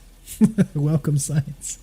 Yay! All right. Anyway, so let's go to Gettysburg. Now, the Gettysburg. Many people are familiar with the Battle of Gettysburg. Hold on. Let me see if I got some stuff on that. I may have failed there and not pulled up actual Battle of Gettysburg, assuming everybody knew. Not fully realizing that people are internationals and aren't really into the Gettysburg. All right, here we go. Let's do this. Let's start with this one. Allthat'sinteresting.com. Now, the Battle of Gettysburg. Now, I'll explain this real fast. There was a civil war in the United States in 1860s-ish, 1865, I believe, is when the Battle of Gettysburg happened, somewhere in that range. All right, now, hold on. Give me just a moment. Linking these things, and, yeah, all right. All right. So if at this point, if you guys are following what I'm saying, kudos. Because I don't really know what I'm saying, to be perfectly honest with you.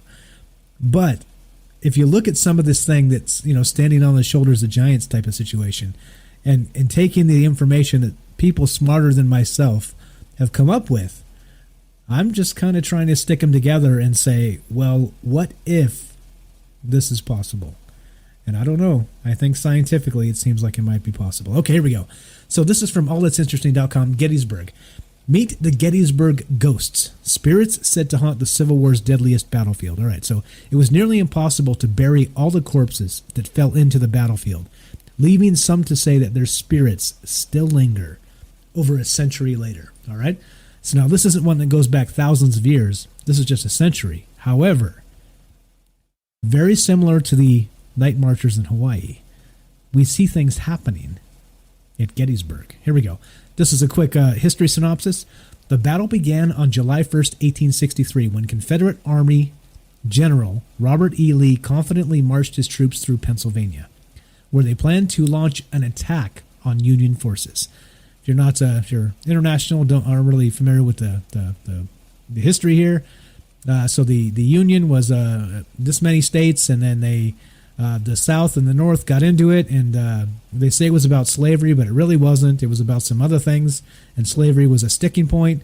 Blue is the Union, which is the North. The South is the gray, which were basically Georgia and that area, right? Like the southern states, and they ended up, they were the cotton states, basically. So they needed their slaves. So that was one of the big political things going on. Anyway, so here we go. Let's see. Here we go.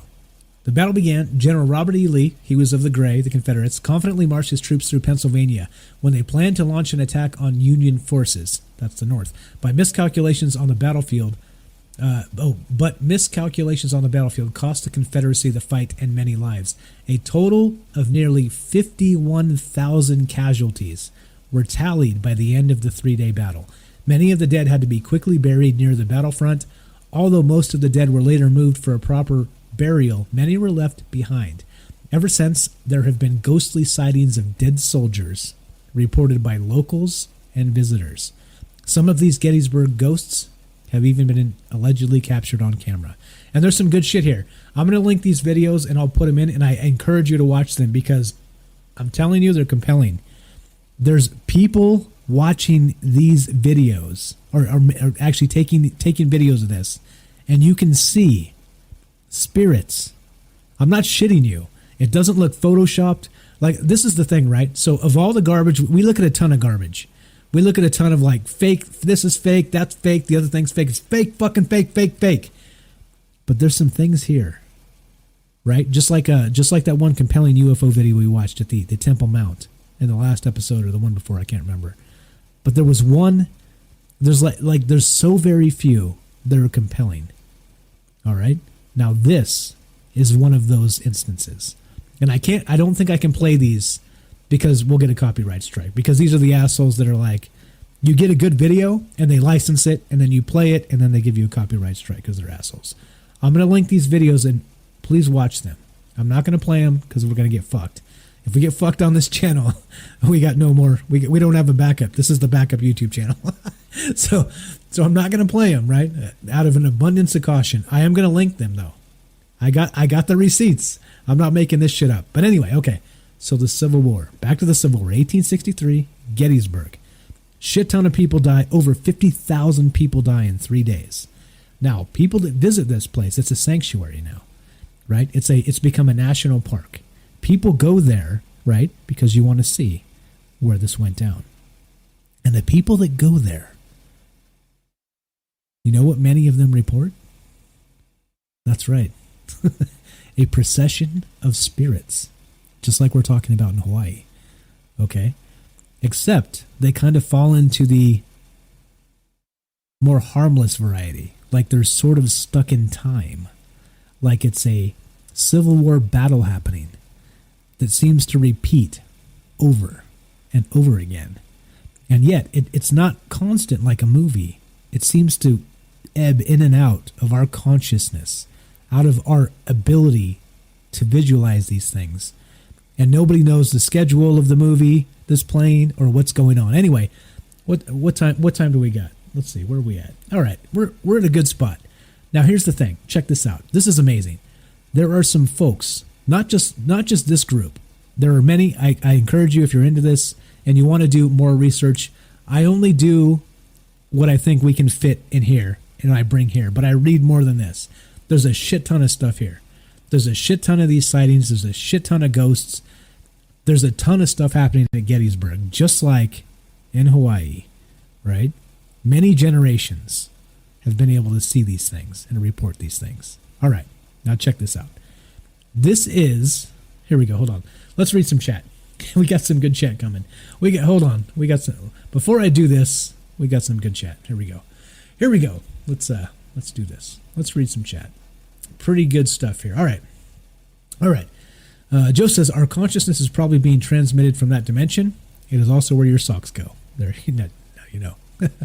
Tamron, maybe ghosts are fourth dimensional, based on that video I showed. And I agree. Well, and again, right? So imagine if we can perceive in a third dimension, and then we can only sometimes perceive the fourth dimension. Imagine a fifth dimension that from the third we can never perceive ever. Right? It goes on. It goes on and open and further and deeper. Yeah. Brian says, fire, which is energy, God cast his angel Lucifer down to earth, and his hell God did not want mankind to have fire energy for lots of reasons. God was cheated by his own angel Lucifer. There you go. Sherry says, I love it. Thanks for hanging out. I'm glad you love it. Thank you. Look at that. Sherry says, great job, Mike. You're the man. Thank you. I appreciate that. My great-grandfather fought for Confederates. There you go. So exactly. And Sherry continues, you can see what they're wearing and replay over and over. And I'm about to play something where somebody explains exactly that. Brian, what's up, says, I've seen some photos of it, and it's very real purgatory. Right? And Sherry says most ghosts are reenactments. Yeah. Sherry's scared, apparently. No, I'm just kidding. Sherry's not scared. Okay, some other good stuff here. What's up, Marge? I didn't say hi when you showed up. Thanks for showing up, Marge. Let's see. What else? What else do we got? Let's see. Bailey says the North really only cared about the fact that profits were harder to attain than the people who had slaves. They wanted to free the slaves to make competition fair, not for freedom. It's gross. Well, again, right, good things happen for bad reasons sometimes, and this is one of the ones. But then also when they realized that, of course, slavery's gross, all that. But when they realized that if they freed the slaves, they had a bunch of free soldiers, right? A bunch of people that would join their side. So it was politically relevant at the time. And so, however it happened. It was a good thing. Here we go. Let's see. Hold on. Got some other good comments here. Bailey says, slavery is gross, and making it illegal only because of bringing the market closer under capitalism is so far from where their head should have been at. It's true, except if you got the barrel of a gun pointing at you from an entirely different batch of individuals, right? So, like, it's one thing to be able to sit and contemplate by yourself and make decisions by yourself with no threat. But once there's a threat, like an actual physical threat, it becomes different. It becomes politics, right? So, you know what I mean? It's the same thing, right? It's easy to sit and judge in a vacuum, safe, what should have been done, but you don't have the guns pointing at you. So, and I'm not defending any of that. I'm just saying, right? Walk a mile in my shoes type of situation in the past. That's all I'm saying. Okay, Andrew Basiago, the guy that's running for president. All right, let's see. Axel says, largely had to do with what economic system would come to dominate the country. Slavery basically had to continue to expand to remain profitable for the slavers on the East Coast. There you go. And so it was, exactly. And so it was more about like taxation and the fair capitalist version of whatever they considered to be fair at the time. All right. Again, so, like the great emancipator, for whatever reason, anyway, whatever. Like, go back and read the history if you don't want to know. It's a ton here. Like, this is literally one of the ugliest parts of the entire United States history, right? Well, short of the 2020 election and the 4 years prior, where it was constant media sliming on each other. But okay, well, I guess 1860 was worse because they were killing each other by the tens of thousands of people. Okay, so there we go. That's said, and that's true. All right, so anyway, all of that said, look into it, and yes, it is a thing. It is a thing. Okay, here we go. All right, so then now check this out. What's up, Benjamin? Benjamin from Virginia, thanks for showing up. We're talking about Gettysburg, bro. You're just in time. Kind of out. Virginia's not super close, but it's kind of close. You've probably been to Gettysburg. All right, now check this out. Now, the Gettysburg battle happened again in 1863.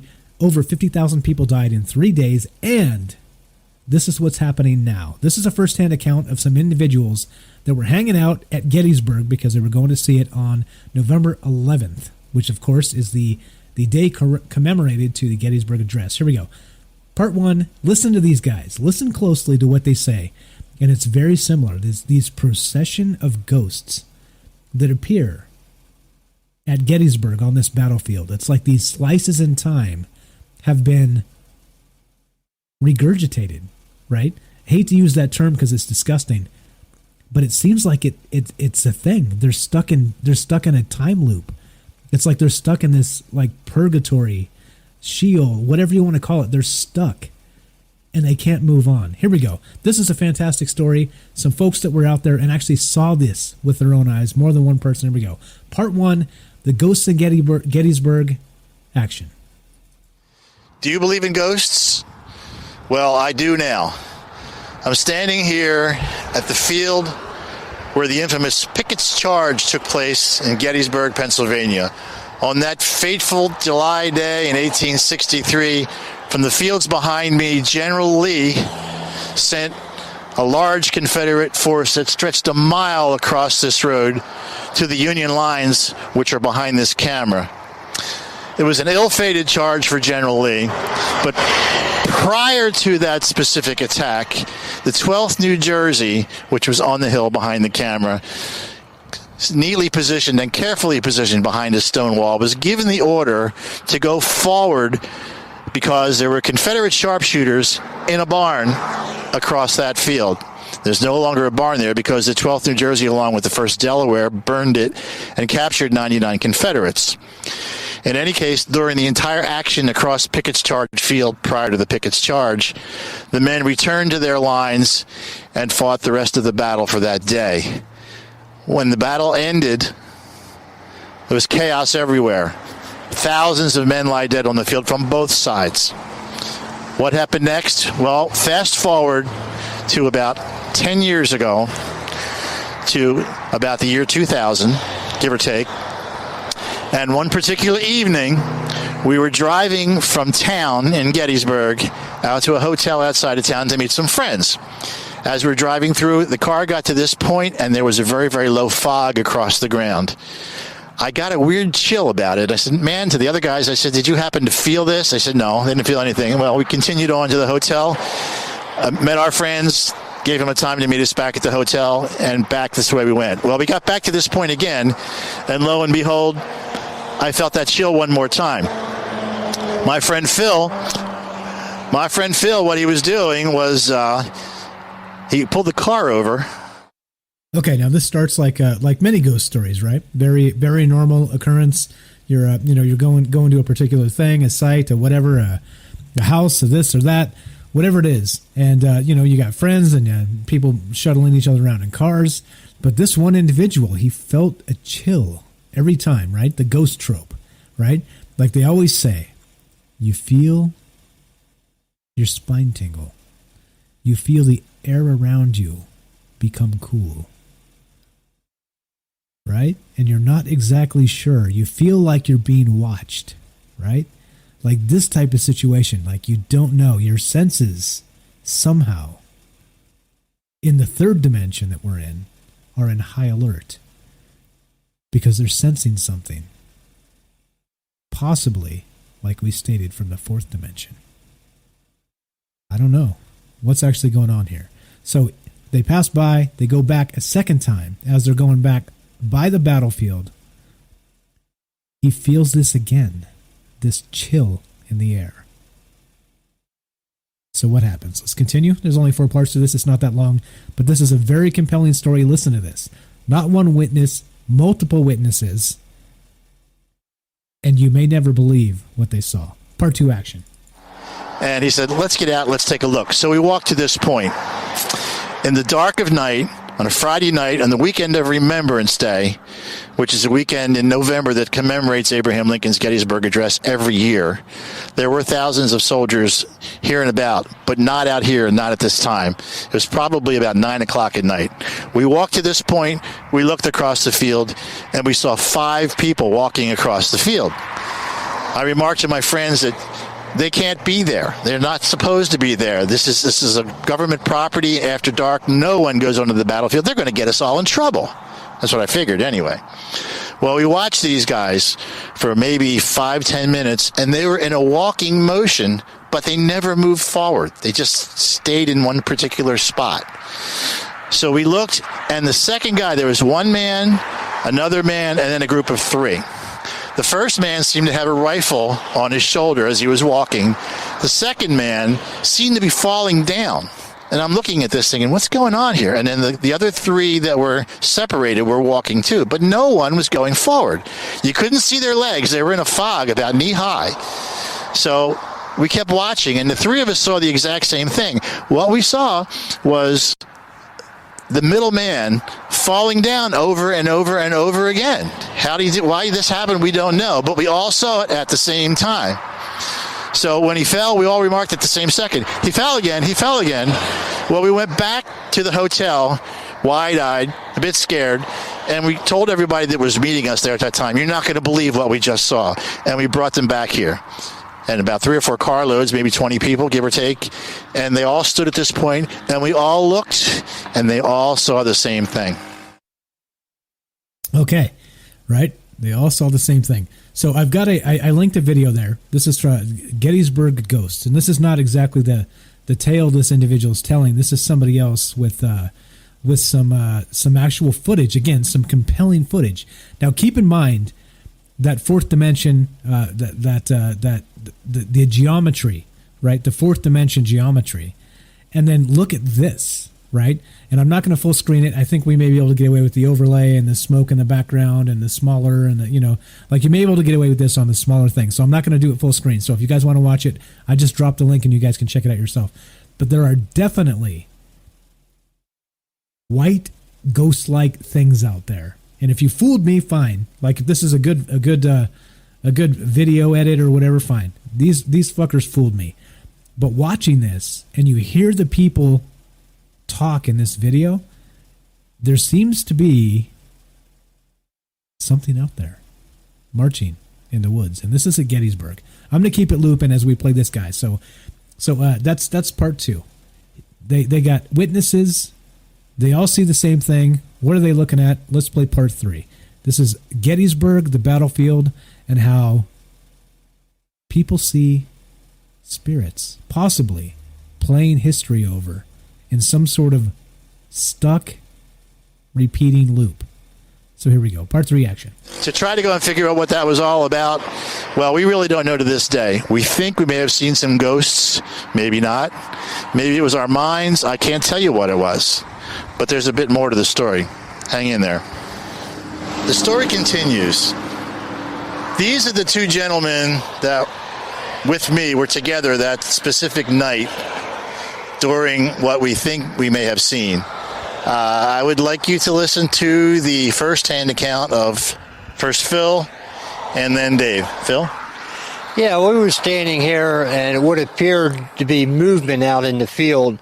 Some say it was the bushes moving, but the thing that was so amazing about it is that we all seen the same bush move at the same time doing the same thing.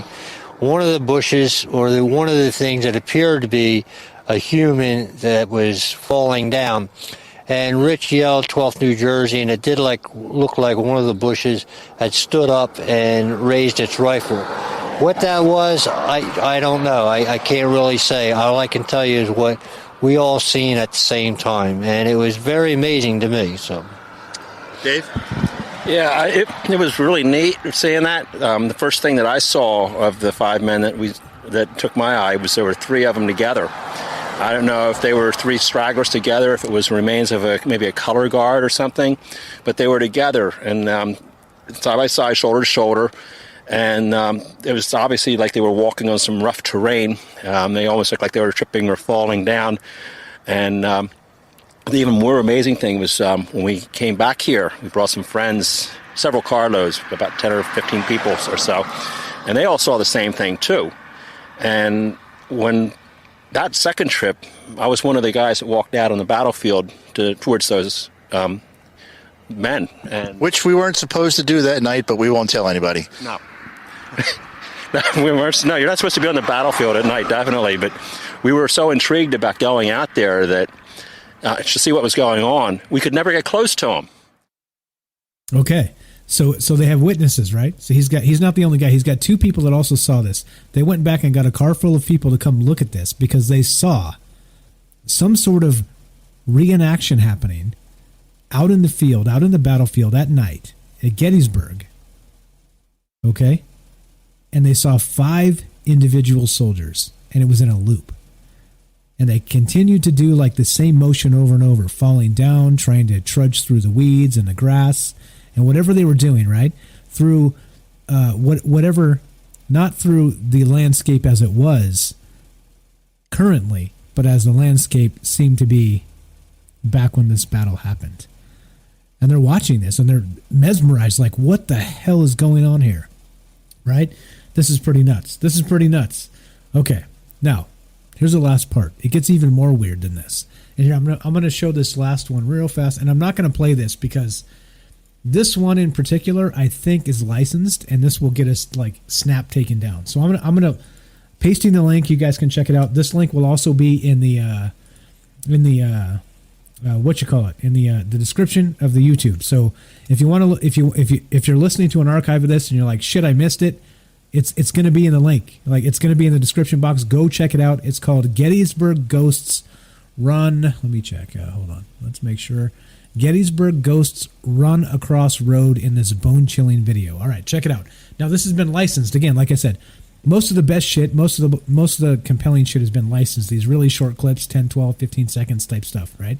And so you can't really use it, or they'll literally give you a copyright strike. So check it out, and you might get smacked down. You might get the, yeah. Well, I mean, I'll get smacked down for sharing it. You won't for watching it. So do watch it from the direct link. But okay, here's part 4 of this. And but again, look up on YouTube Gettysburg Ghosts, and there's many, many videos of people showing and sharing different things where they see possibly these procession of spirits or ghosts, very much like Hawaii, maybe replaying history right before your eyes because they're stuck in what would you call this? Is this that purgatory? Is that Sheol? Is it, who knows what it is? I don't think we can quantify this, people, but here we go. Last part of this. They saw five in the forest, or sorry, out in the, it's basically like a flat plain, right, with trees, and they're stuck in this permanent loop, and they don't seem to react to people, and you walk out to it, and they seem to always space themselves away from you. So the depth of field is clearly something paranormal. So here we go. Part 4. This is the last one, and then we'll wind this up. Ghosts at Gettysburg, action. I mean, if they were bushes, we would have walked past the bushes, but they always kept a certain distance from us. We could never get up to them, but we could still see them doing the same thing. They're going through, it's like a moving loop that was playing over and over. The same guys falling, the same guys marching, but they weren't going forward, and we could never approach them. So there you have it, 2 accounts, plus what I said. Thanks. The story doesn't actually end on the fields of Pickett's charge. The very next evening, one of the other members, after hearing about what had happened with the 5 men across this field, decided to see for himself. He came out there the following night with his wife and his children, and he came back to me Sunday morning at this particular point where we had a program to commemorate the 12th for the Remembrance Day weekend. And he said to me, "Rich, I saw the 4 men you were talking about." Well, I said, "There wasn't 4, there was 5. He says, "No, I saw 4. There was 1 here, 1 there, 1 there, and a straggler at the very end. 4 men. Well, it turns out that we saw 5, he saw 4. I've been coming here to dedicate a day to the men of the 12th New Jersey for probably 20 years, and I've never noticed what's written on this monument on this side.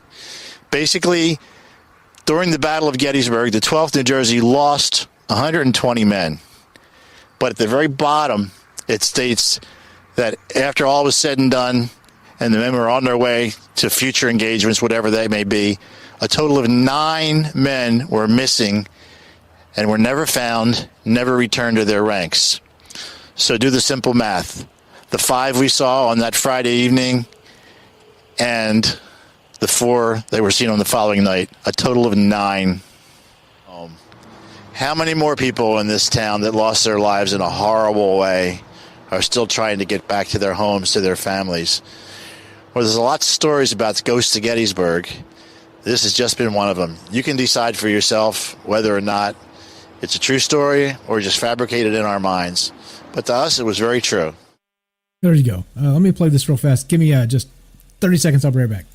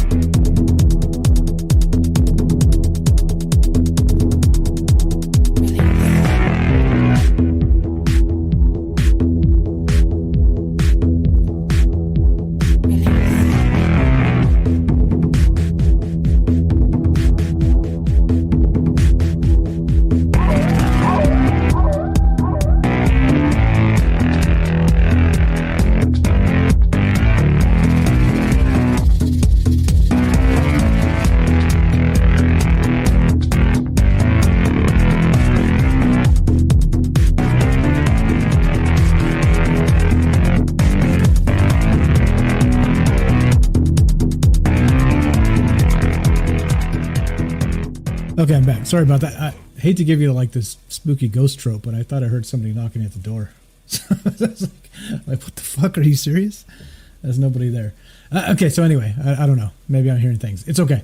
All right. Now look, this is the thing. Given all of this, given what we've talked about tonight. Now again, right? As you know, whether you're a skeptic or believer, where does this land, right?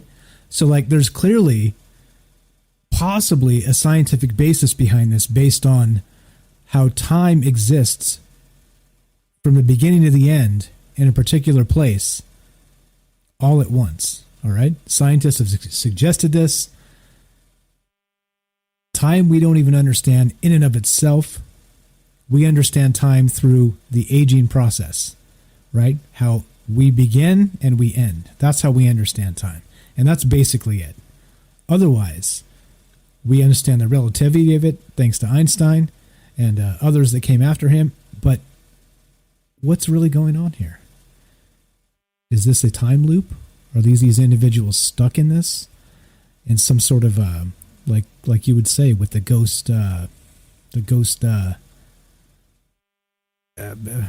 mythology of many years past? There's some sort of trauma, like a battlefield that sticks you. This purgatory, as was said in chat. I don't know. Again, like this is not the answer show, or we just give you the answers. This is called Troubled Minds, and we ask questions. So you tell me. I'm not here to tell you what to believe, but some of the stuff, right? Again, I see a lot of UFO videos, because we look at a lot of this stuff. I see a lot of Bigfoot videos, and a bunch of the shit just looks fake as fuck to me, to be perfectly honest. Most of it looks fake. However, once in a while, you see something, and you're like, wait a minute. Have a look at those videos, guys. Check them out. I linked them. They will be linked. And, yeah, as we finish, I don't know. There's a ton of shit here. Thanks, Axel. Feel better, man. Feel better. Thanks for hanging out with us. We're done anyway. You stuck around for the whole... Look at that. Axel toughed it up through COVID and stuck through the whole 3.5 hours. You're the man, brother. Feel better. Thanks for being here. Thanks for calling in tonight. Now, that's it, right? How do you feel? How do you feel after all of this? After the whole presentation? Again, I don't have the answers. I only know what I'm looking at. I only know the legends from the sources that were given. And I'll have a ton more. I got a bunch more sources where I got the information from. I encourage you to follow up on them and read these. Like, don't take my word for it, my interpretation for it. That's the way the news works, right? The news works like this. They want to take the information and they want to interpret it and tell you what to think about it. All right?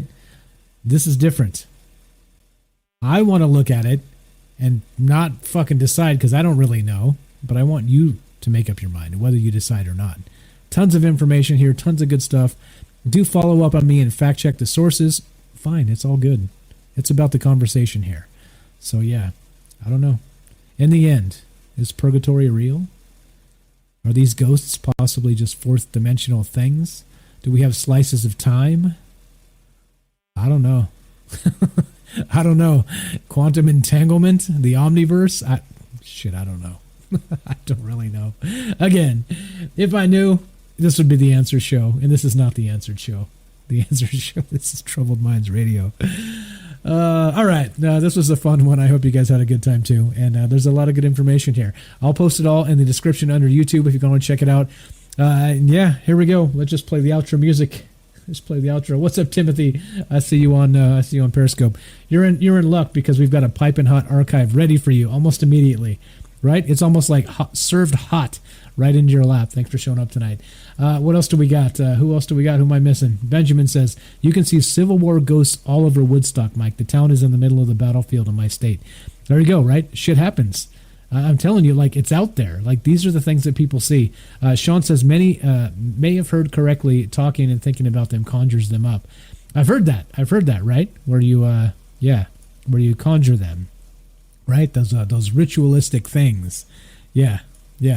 Let's see. William says, Mike, you keep saying Bigfoot. Are you going to do a show on one? In May of 2019, we did a show, and it had 12 Bigfoot stories in that same show. And that's the show we got a copyright on. So I don't think so. I think I'm going to avoid Bigfoot. Tamara, what's up? Tamara says 3 hours. That was very quick. I guess that's time flies when you're having fun. I'm flattered. I had a good time too. I have no idea why. It does. It flies, right? It flies, right? Hopefully this is good information. Hopefully you guys hadn't heard of a lot of this, and hopefully you learned something tonight with that 4D presentation. Do check it out. If you haven't joined the Discord, please do.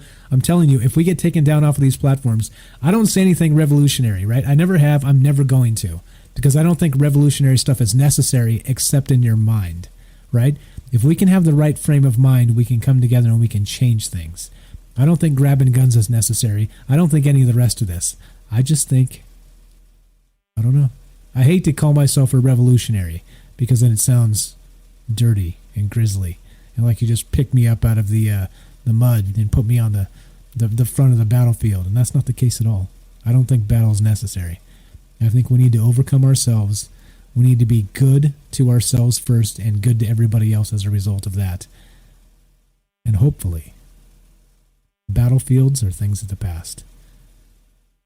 There we go. There's my one wish for 2020 and beyond. You guys are great. Thanks for hanging out. Thanks for sticking with me. I know it's a long show. I know there's a lot to talk about, and I know it's a lot to listen to. It's an earful. It's a mouthful. But like I said, I had a good time. I hope you did too. Here we go. Let's finish this up, and we're out of here. We're out of here. You know what that means?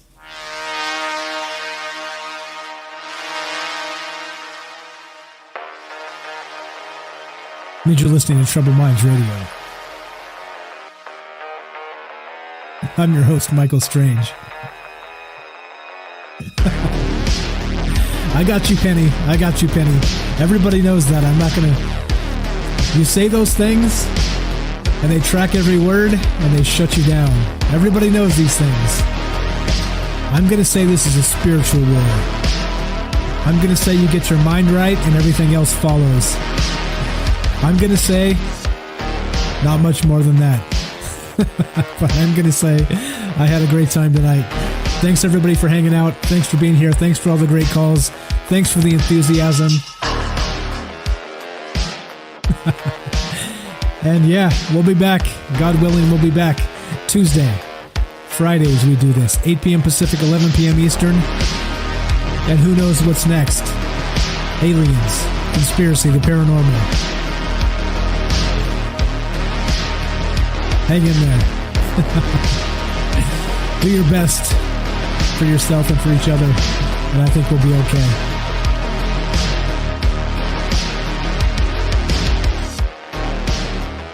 All right. One last time, if you want to help, go to troubleminds.org. Tell somebody. Invite them over to your house.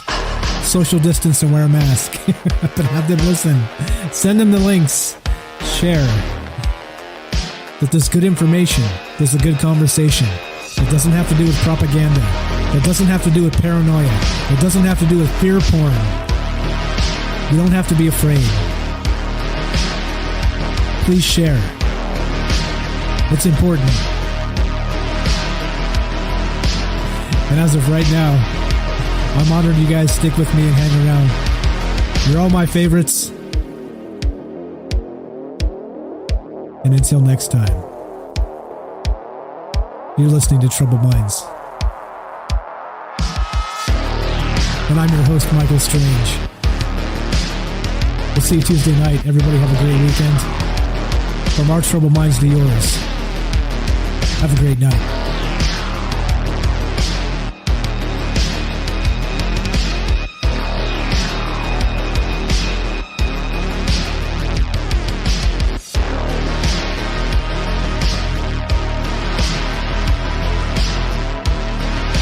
Penny, you got it. I'll be on your show. Let's set it up.